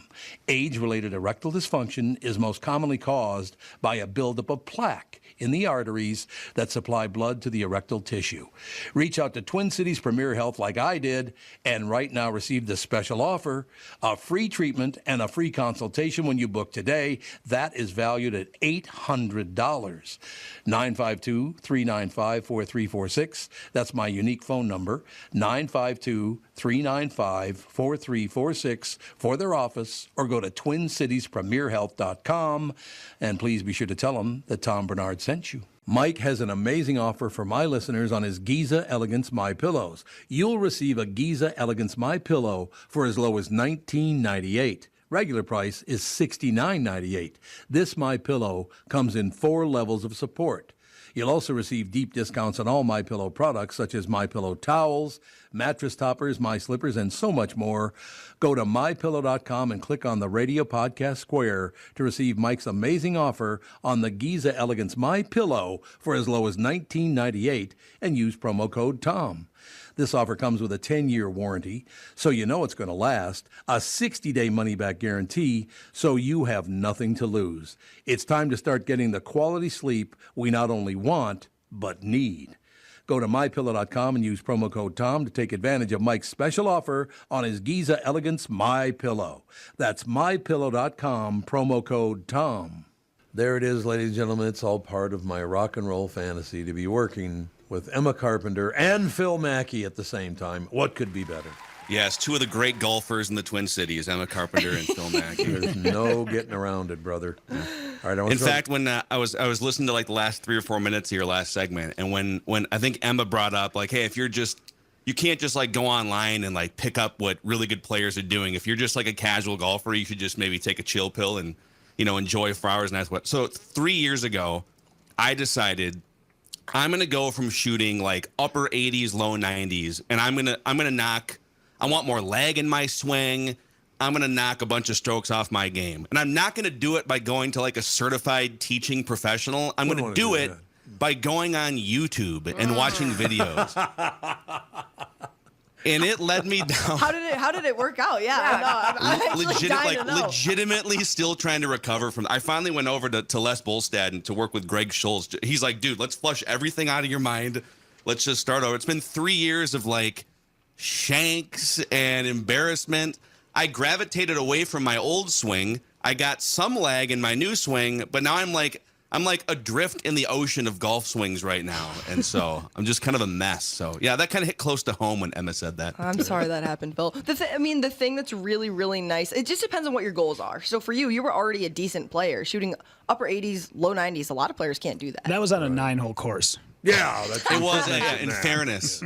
In fairness, the 9-hole public courses. Yeah, so if that's the case and, you want to go to a teaching professional, what's nice about that, at least, is you have someone who can tell you if you're working on the right thing. If it looks, you can think you're working on one thing and you're actually grooving something that's not very good. So that's what's good about teaching professionals. But if you're just, you were already pretty good. If you're someone who goes out rarely, shoots 100 plus, whatever it may be, really regularly, then you don't necessarily want to be spending a bunch of money on lessons and stuff, because just like playing more will get you better, But this is the problem with golf. I feel like, okay, if you're like me, or if you're like Tom and you just quit 6 years ago, maybe that's the best strategy. Just don't play. But if you shoot in the upper 80s or low 90s, or if you're like Ricky Fowler and you can fire a 59 on a a random practice round, I think everyone is unsatisfied with their golf game. Yeah. Like Tiger Woods in his prime was still like, I haven't put together a full tournament yet, Yeah. It's like, dude, you just won 4 straight majors. I feel like it really takes a level of zen and peace to just go out and be fine shooting what you shoot and have a good time with friends or whatever. Well, me and Emma were just talking about that when we were talking about during the break, like, would she ever want her whole focus to be golf? And she said she's tried that. And you have to say kind of what happened when you decided, like your freshman year, you said, I'm going to just do golf. Yeah. So Brittany and I were just chatting about this. Basically, I was saying how when I tried to put all my eggs in one basket, just really focus on only golf, I think there's such a thing as trying too hard and putting too much pressure on yourself. So for me, when I started to pursue a lot of these things that I like to do outside of golf, it just helped me feel a lot more fulfilled overall and rejuvenated and excited to just keep chasing a better golf game. Yeah. Okay, I'm going to jump in here and get some advice from all of you because, like you've been shooting the lowest scores of any of us over the last few years. Yeah, none. 0. I've been shooting 0. But I played my first round in 6 years about a week ago, right? So I just grabbed some clubs. I went out, and like I said, I'm a little older than I was at that time. So I literally got to a point in my backswing where the club was like straight up in the air. And I shot 2 rounds like that, and I shot bogey golf, which after a 6-year break, I thought was pretty good. Yeah. That is good. But it's never enough. So now I'm going to extend so the club's all the way back. So now you're down the path of trying to got it. You're not tomorrow. You're going to be on YouTube watching Mr. Short Game videos like I was. Stop. Here's the deal. So I shoot 90 and I shoot 90. Then I go out. I'm going to extend my swing so I can hit the ball even further. I don't know if I get more than 3 balls airborne, for Christ's sake. If you make little adjustments in your swing, it can completely blow your swing up. That's amazing to me. Yeah, no, it's so true. Anything that's just off by like a fraction of an inch or anything can completely, or a fraction of a degree can completely change the trajectory of the golf ball. It's not and fair. Phil, my dad actually has subscriptions to those kinds of videos. So while you might have been searching for them, my dad gets them like emailed to him every day. No, that was my life too. And I finally like unsubscribed and like, okay, just let's clear your mind here. But every day it was like, here's Danny Maud, a random golf instructor from YouTube, sending you 5 tips on how to get more, extension or whatever. So I think the worst feeling is, and every golfer has done this, is looking back at like an old video of your golf swing when you're hitting it really well and being like, what's the difference? What was I doing here that I can't seem to get done now? Okay, Emma, I need your advice because my husband pretty much records every one of his golf swings. He has like the app, the thing, whatever. What can I say to him after I totally blacked out, didn't watch, I watched it with my brain, with my eyes, but like my brain was somewhere else. What can I say to him that sounds like I was paying attention and can give him some advice? Oh, that's nice. Does he expect you to watch it? And like, he will be like, honey, just watch these 4. Oh, okay. And which is like, no, please no. But I go, because you'll listen to me talk about something later. Okay. Okay. What can I say that like sounds like I was? Do you know what he's working on? Does he tell you like to watch his elbow or something specific? Or I don't know, is something. Yeah, just like the height and it does like the where it's gonna land. Here's use the word compression. And he'll be like so fired up. Just be like, yeah, that third one looked like you compressed it really well. And I'm he'll writing be like, this down. This is like, oh, she's giggling. and then so say he compressed it really well. She's writing it down. Say he compressed it really well, and say that one definitely had a lot more spin. Like gonna stop on the green way quicker. Hold the green perfect. I think hold the green. That'll hold the green. We're gonna have another child because of you. Say that one will probably spin back. That one will spin back. Use like 6 generic phrases you can just rotate through. Way to clear the hips. You can add that to the way list. To clear the hips. Way to clear the hips. That's a good one. Say, have you been doing speed training? Speed training? Question mark. She's writing all this down, by the way. She is literally writing it down. I love that. That's hilarious. Thank you. Just saved our marriage. You can even like the next time you can even pre-record these, Brittany, and just have them like off to the side. Just press play. I'll have Rudy make me a button bar. Yeah. Nothing wrong with that. Genius. Very quick story about the Heron family in golf. So I get a call from Timmy Heron. He said, I'm going to be a PGA National down in Florida. Mm-hmm. I'd love you to come out and walk the course with me. We're going to, I said, they're not going to. He goes, absolutely. You can walk the course. You can come inside the ropes if you want. Don't worry about it. So I get down there, and Alyssa, I don't know if you've ever met Alyssa Heron, his sister. She was kind of his manager at the time, and maybe still is. I don't know, but I love Alyssa too. She's a wonderful person. Said, okay, I left your badge at the entrance gate, so just call, and when you pull up, just ask them for your packet, and they'll give it to you. And so I get the packet, and I take it out, and I put the thing over my neck, and it's got the picture of me on there, I thought. As I walk up to actually get on the golf course, the guy looks down at the badge, he looks up at me and goes, is that supposed to be you? I said, what? He goes, did you look at that before you put it on? Is your name Tom Barnard? And I said, yes, Tom Barnard. He goes, and that's a picture of you. I said, I don't know. I turned around. It was a picture of Alyssa. Oh. She put her picture on there with my name. So that's wonderful. Second part of that story is I walked the golf course with Timmy Heron and Alyssa, having a wonderful time. Great family, by the way. The Heron family is wonderful people. We're walking the golf course, and this guy comes up to me on the, 17th hole, and he goes, man, you must be really proud of Tim. I said, oh, yeah, he's a great guy. I think the world of him. He's a ball to play golf with. He goes, so what does it feel like? I said, what does what feel like? And he goes, to have a son on the professional tour. Oh. Yes, I'm Tim Heron's dad. Yes. I was like, oh, my God. You're like, Andy, hey, at least he didn't say grandson. I think, you're... That is so good. What did you say? I said, well, feels amazing. To bleep you, buddy. Well, it was an F word, but it wasn't feels. Let me put it that way. No, it was quite an honor. No, it wasn't actually. I was like, get the hell away from me, you psychopath. Perfect. And then, you know what I think I love about this, Phil? We're talking a lot of golf with Emma, and we haven't mentioned that pain in the ass baseball team that I love so much. Yeah, it's like we're trying to distract ourselves with coping mechanisms here. We are. Yeah.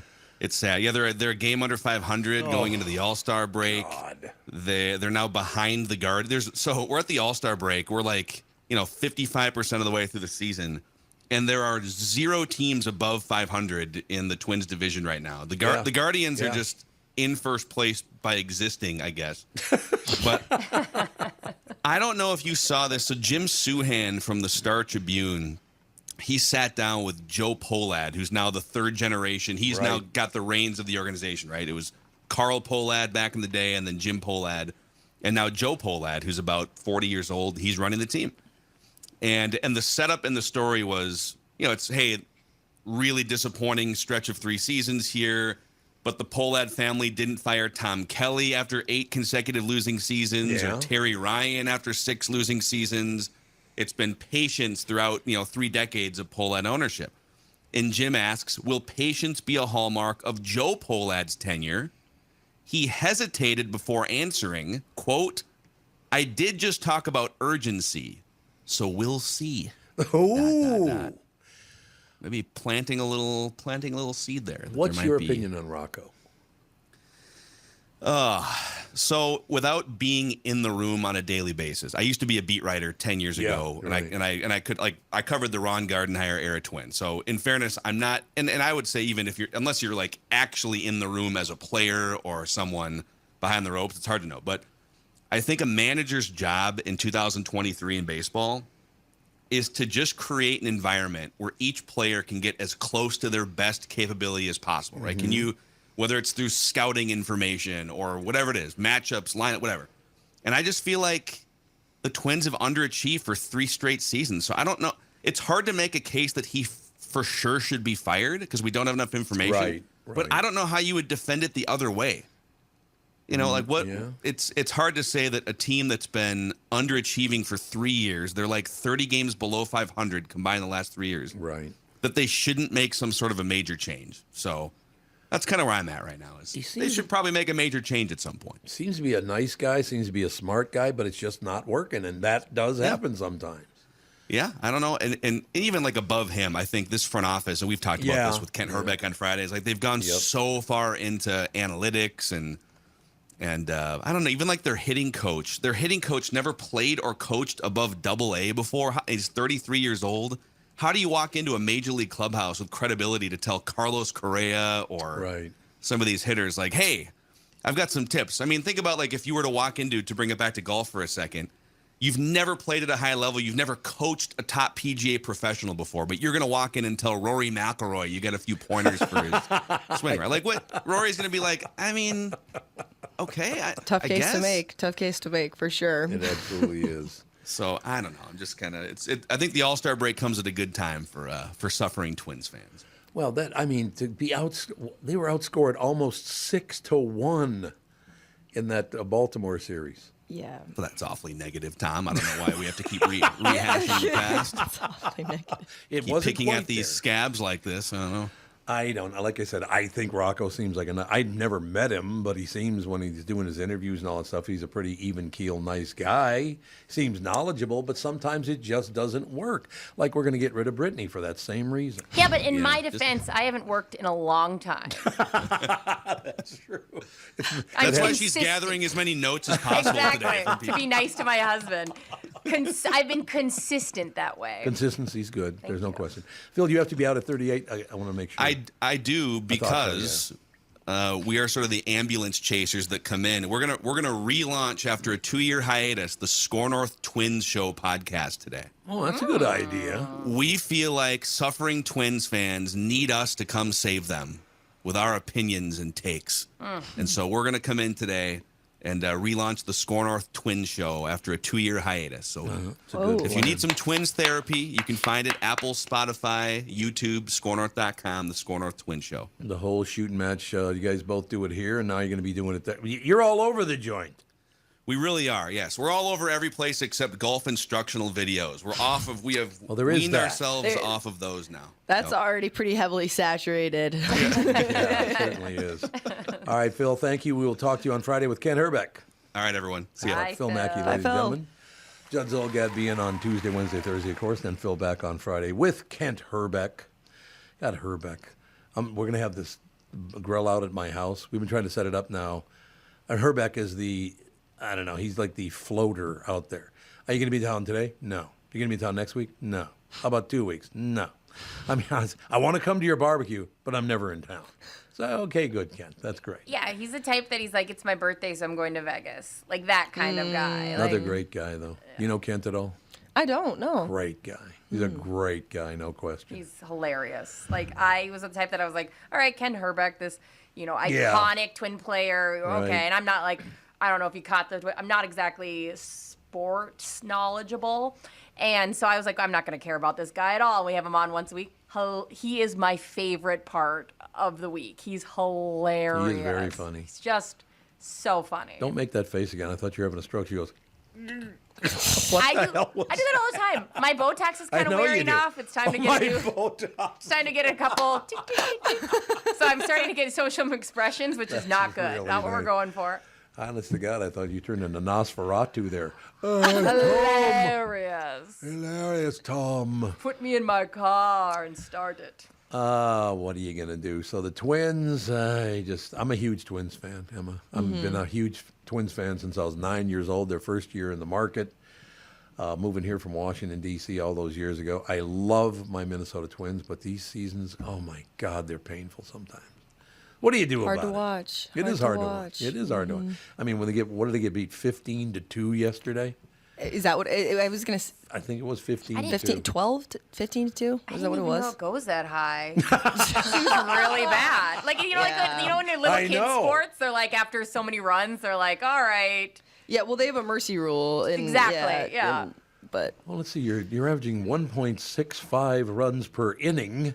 That's a lot. Yeah, let's call it a day. Let's just sit quietly in this field and eat. Yeah, there you go. Exactly. Emma, have you kind of found yourself falling in love with Minnesota teams? Are you ride or die? You said Illinois, right? Chicago. Yeah, so I'm from like 55 miles west of Chicago. So I've always been Chicago.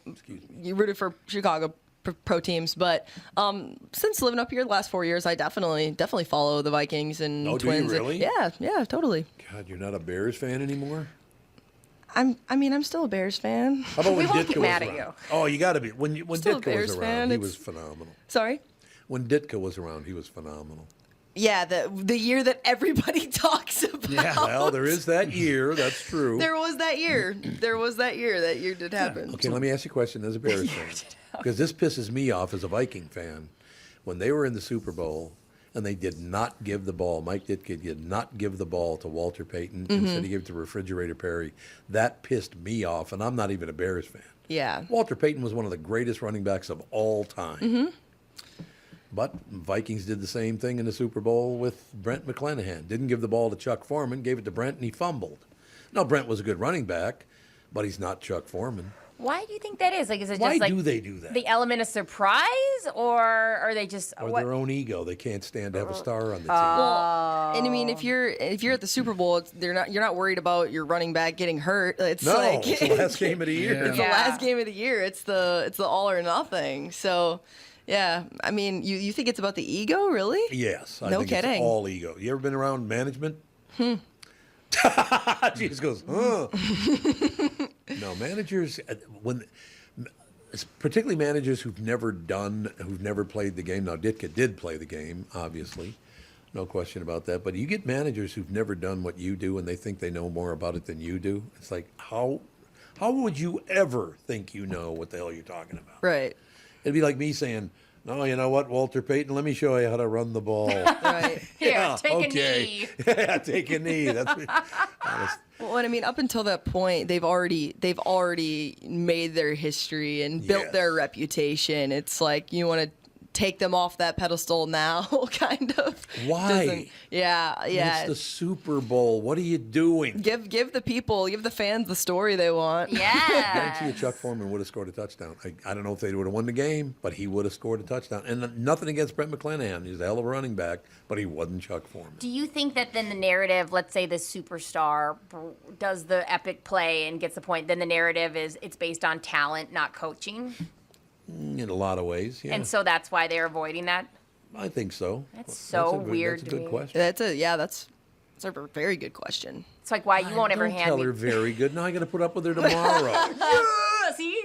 She's going to want to talk sports all show. Oh, I love spots. Did I say it right? Spots.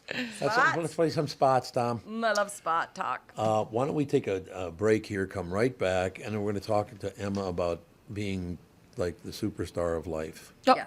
What do you think? No, we're going to talk about, we got 10 more minutes left after the break, and we're going to talk about what your plans are for the rest of your life. Yeah, you have a game plan. You have a 5, 10, and 20-year plan we're going to talk about? Wow. Yeah, the 5, 10, and 20-year plan. Obviously.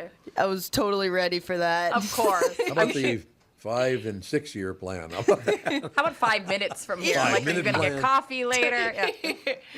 That'd be very, very good. So, just as kind of a tease, do you want to get into media? I would absolutely love to get into media, yes. Television, radio, broadcasting, all of it? Yeah, I mean, it's... Why not? Why not? I love it. Love people, love communication, love sports. You won't if you get into media. Yeah, you got that right. Yeah, she already is in media. Her podcast is killing it. Oh, she's very, very sweet. No, I'm not. I'm usually, everybody around here thinks I'm the meanest, so it's just, You're you horrible. just happen to be talented. You're a horrible human being. See? There's no The only question. person I'm nice to is my kiddo, so yeah. But yeah, we'll come back and find out. We got about 10 minutes left of the show. Find out what your plan is for life. How old are you now, by the way? 22. So you are 22. That's what I thought you said at the beginning of the show. I wanted to make sure. But yeah, 22, it's a little early to know what you want to do for the rest of your life, but where you want to start. Right? I could give you some dreams, Tom. I could give you some dreams. Okay, we'll be right back with the dreams right after this. This is the Tom Barnard Morning Show. There's a guy named Tom Cross who likes to do kite things. Tom takes the phrase "go fly a kite" to an extreme, and for years goes all over the country in search of great kite flying events. Lincoln City, Oregon comes to mind with Chinook winds and 7 miles of pristine beach that draws folks from all over North America for the best kite flying conditions in the world. Tom brings a little Minnesota with him when he goes to Lincoln City in his new 2109S Rockwood Mini Light travel trailer. The new lightweights from Rockwood are very popular. Tom hauls his trailer from Niemeyer Trailer Sales in Albertville and Elko New Market, Minnesota. Niemeyer Trailer Sales is the only place Tom would prepare his next kite flight. Solar panels, exterior griddle, air conditioning are just a few of the standard features in his Rockwood by Forest River, from the place that is your ultimate RV headquarters since 1965. This is Tom Barnard. Visit my friends at Niemeyer Trailer Sales and take your passion on the road. Niemeyer Trailer Sales. Go to NIEMEYERS.com.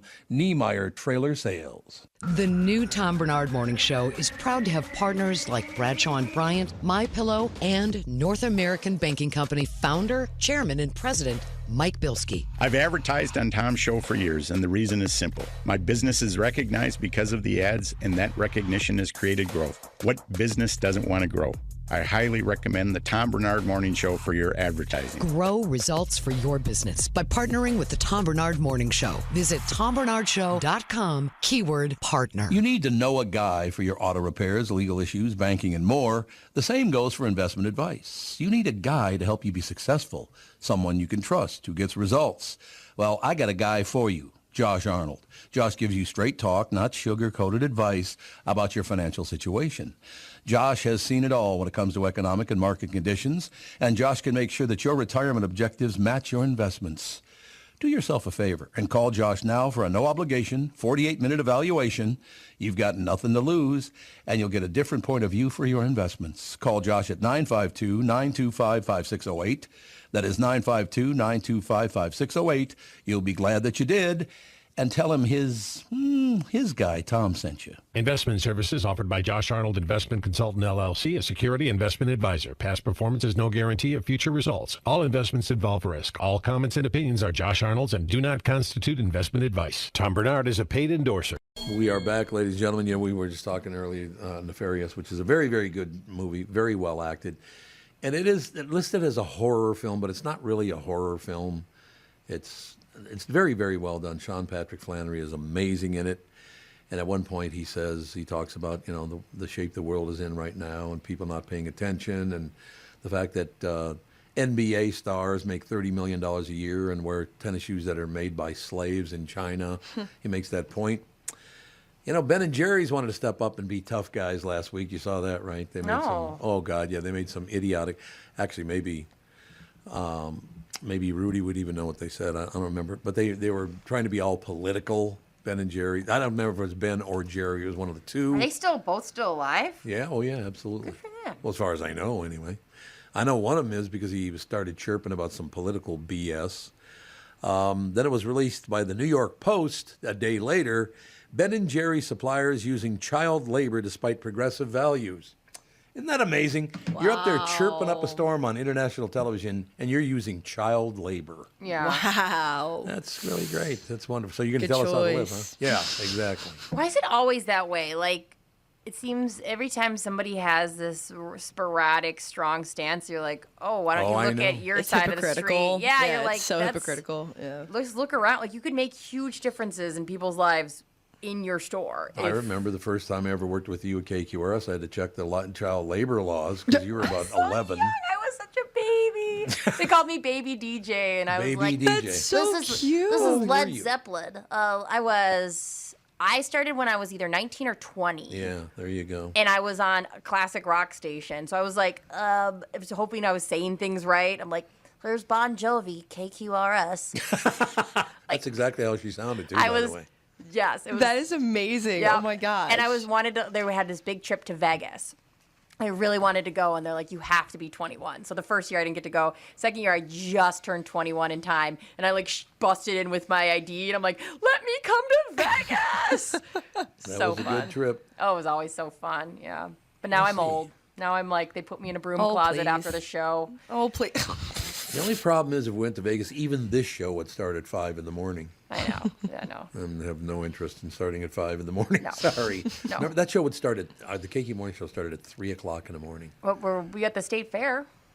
Yeah, we're going to be at State Fair in August on the 26th. Is that the day, I think? I don't know, but that'll be good enough for me. I don't need to go to Vegas. Yeah, the 26th. We'll be It is 26th, at, yeah, okay. so I believe they call it the Minnesota State Fair Grand Stage, middle of the fair, where they have like okay. all the big shows and whatnot. So yeah, we're going to be there Saturday morning at 10 a.m. Saturday at 10 a.m. Are you doing anything for the state fair? Does the golf team go out there, anything like that? We normally do. Last couple years, they've had a few of us go and like do a Q&A with whoever wants to ask the women's golf team some questions. Do you go in full golf attire for that? No, we'll put on like gopher gear. Okay, but, That's good. Yeah. So yeah, no, cool thing. Well, but it's going to be great this year because while you're giving the tips, you can get drunk because you're 22. Which could last year too. Well, but it's like, Why did you have it's to team throw that in? sanctioned. That was the whole point. I'm just saying, I didn't know if you were confused at like legal God. drinking age. Am I ever going to be able to get through this woman? Is it ever going to happen? That was a BB. Stabbing right in the back. Okay, so I'm guessing you don't drink at the events. No, you can't. No, we could never drink around coaches or Oh, God, no, no. definitely not. But if you go to a different event, like if you went and watched like the women's volleyball, you could drink there, right? Is there rules about that? No. I guess, right? I'm just kidding. If we go somewhere as a team, you should not drink. Okay. However, if you are going as a student to a football game and you want to have social drink, that's totally fine. Totally fine. Yeah, I think so. Not breaking any rules. But All right. anything that's like team sanctioned, or so. And Yeah, also you like don't wanna do your coaches, it's just like a thing. You can't drink around coaches. That makes sense. They can drink around you, though. I've noticed. Can they? Maybe not on your team, but I've seen it happen. Let me put it that way. Let's talk about Emma Carpenter. What happens now? You're 22 years old. What happens from today? Yeah, wow. Well, have a busy rest of the summer. Still playing competitive golf, so I have a couple tournaments left of the summer, and then I'm actually going out to the Big Ten headquarters to do just based off of something that. An award that I won this summer, I get to go to the Big Ten headquarters and do basically just kind of like meet everybody at the studio and record some stuff and get to learn a lot. And so, yeah. And when is that? That'll be in August, the week of the 21st, I believe. And where? It's near Chicago, just outside Chicago, where the network headquarters is. Mm-hmm. Yeah, so. What was the award you won? It was the Lisa Byington Award. So basically, it's given to the most outstanding female broadcaster in the Student U program. So I have a job with Gopher Digital Productions, and so I've done a lot of broadcasting for Big Ten Plus, and then a little bit for ESPN Plus too. So I've done like sideline reporting and play-by-play and color commentary for some of our sports that were on Big Ten Plus. I like how you use your hand gesture there. You know, it was the most outstanding. It's awkward to say it, right? And it's huge. Well, it's like, I mean, gosh, like really, it was like a huge surprise. So the fact that like this, it feels like silly to say. Honestly, it feels silly to say like, yeah, I guess I was the whatever, but yeah, like. There are so many talented people, so I feel really, really lucky to. And what's the name of your podcast that you're on? Yeah, so I have a segment of the Five Clubs Golf podcast. So I have a segment, and it was started coming up on 2 years ago. Gary Williams does a segment regularly. He did the Golf Channel Morning Drive for 10 years. Sure, if you probably watched him if you watched Golf Channel at all. Yep. He did it with Holly Saunders. And then Jay Billis, also ESPN basketball commentator, he has a segment as well. So I do my segment mainly on college golf. And do you interview, or do you do like a monologue? Like, what is your segment usually about? Yeah, so I'll always have on a guest. So I've had on a lot of college players, or I've had on a couple college coaches. Like my most recent podcast that just released last Thursday was with the Wake Forest women's golf coach, because their team won the national championship this year. Okay. And I actually said on a podcast that they were the team that I thought was going to win. Really? So, yeah. How about that for some street cred in the college golf world? Can we get rid of Bob and have her? Because he does not have his accurate predictions ever. So we need to get rid of. Yeah. At the time, they were not the number one ranked team, and they were also, so it goes into match play. They weren't the number one seed after. They didn't win the stroke play in the national championship, but they won the match play, which is the whole thing. So yeah, I said that's the team I'm taking. Do you have any interest in doing TV sports or anything like that? Would absolutely love to. Yeah, that would be a dream come true, to say the least. But I know it's so competitive. It really is. So that's why I don't think it's that competitive. Tom will help you. That's why, I mean, like this summer when I found out that I won the Lisa Byington Award, it's funny the way things work out. Just a couple days prior, I was actually telling my parents, like, you guys, this is so tough. It's so competitive. Maybe it's not what I'm meant to do. Maybe I'm not very good at it. And then, like, literally the next day, I ended up winning this award, and they're like, "See, you are like at least a little good." You're at least a little. You're at least. Where'd you get your humility from? That's. Do you have older brothers?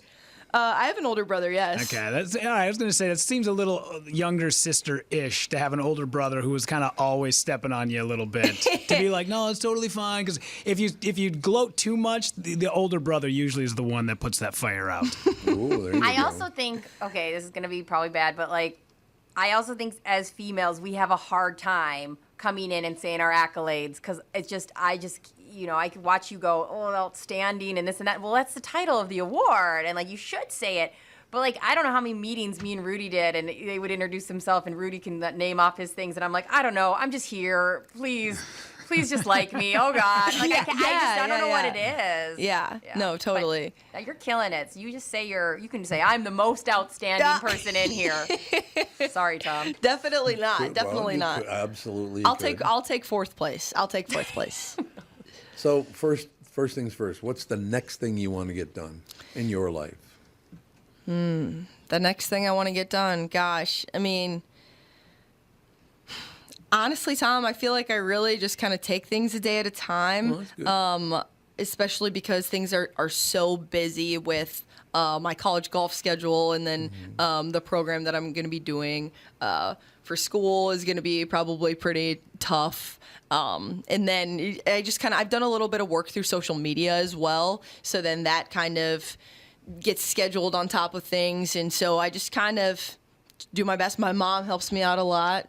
And then I just kind of do my best to schedule things. I've always just kind of never said no to anything, which has made things tough at times, but I'm glad that I have kind of approached things that way because I've met so many people. I've done, just worked with a lot of different people, learned so much. I'm going to be working at the 3M Open in a couple of weeks. Oh, yeah. I worked at the 3M Open last year as well. Yeah, so it's really great. I mean, as far as next thing I really want to get done is gosh, I always think of it like, what's my next golf tournament? That's my next goal. Right. But, I mean, pretty soon here in a couple months, I will be looking for a job post-graduation in May. So we'll see, I guess. They got to have some sport. The next time we talk, I'll come over to Channel 5 and go to one of the sportscasters. Remember where you used to work here? You're going to get someone fired? No, I'm just going to tell them to leave. Oh, okay. There's a big difference. There's a big difference. Big difference, okay? My God. You have to be careful what you put out in the universe around Tom because he's like, oh, yeah, I'll make that happen. And all of a sudden you see a man crying out in the streets without a job. Oh, here we go. All right. Any final words? This is the man with all the power, huh? I know. Yeah. You got to be careful. He's one of Any those. final words for the family, friends, everybody? Gosh, well, thanks Tom and Brittany and Rudy for having me on today. It was so much fun. I had an absolute blast, and yeah. Well, come back anytime. Thank you so much. You're a great guest. Thank you so much. I had a blast. That'll do it. We'll talk to you tomorrow.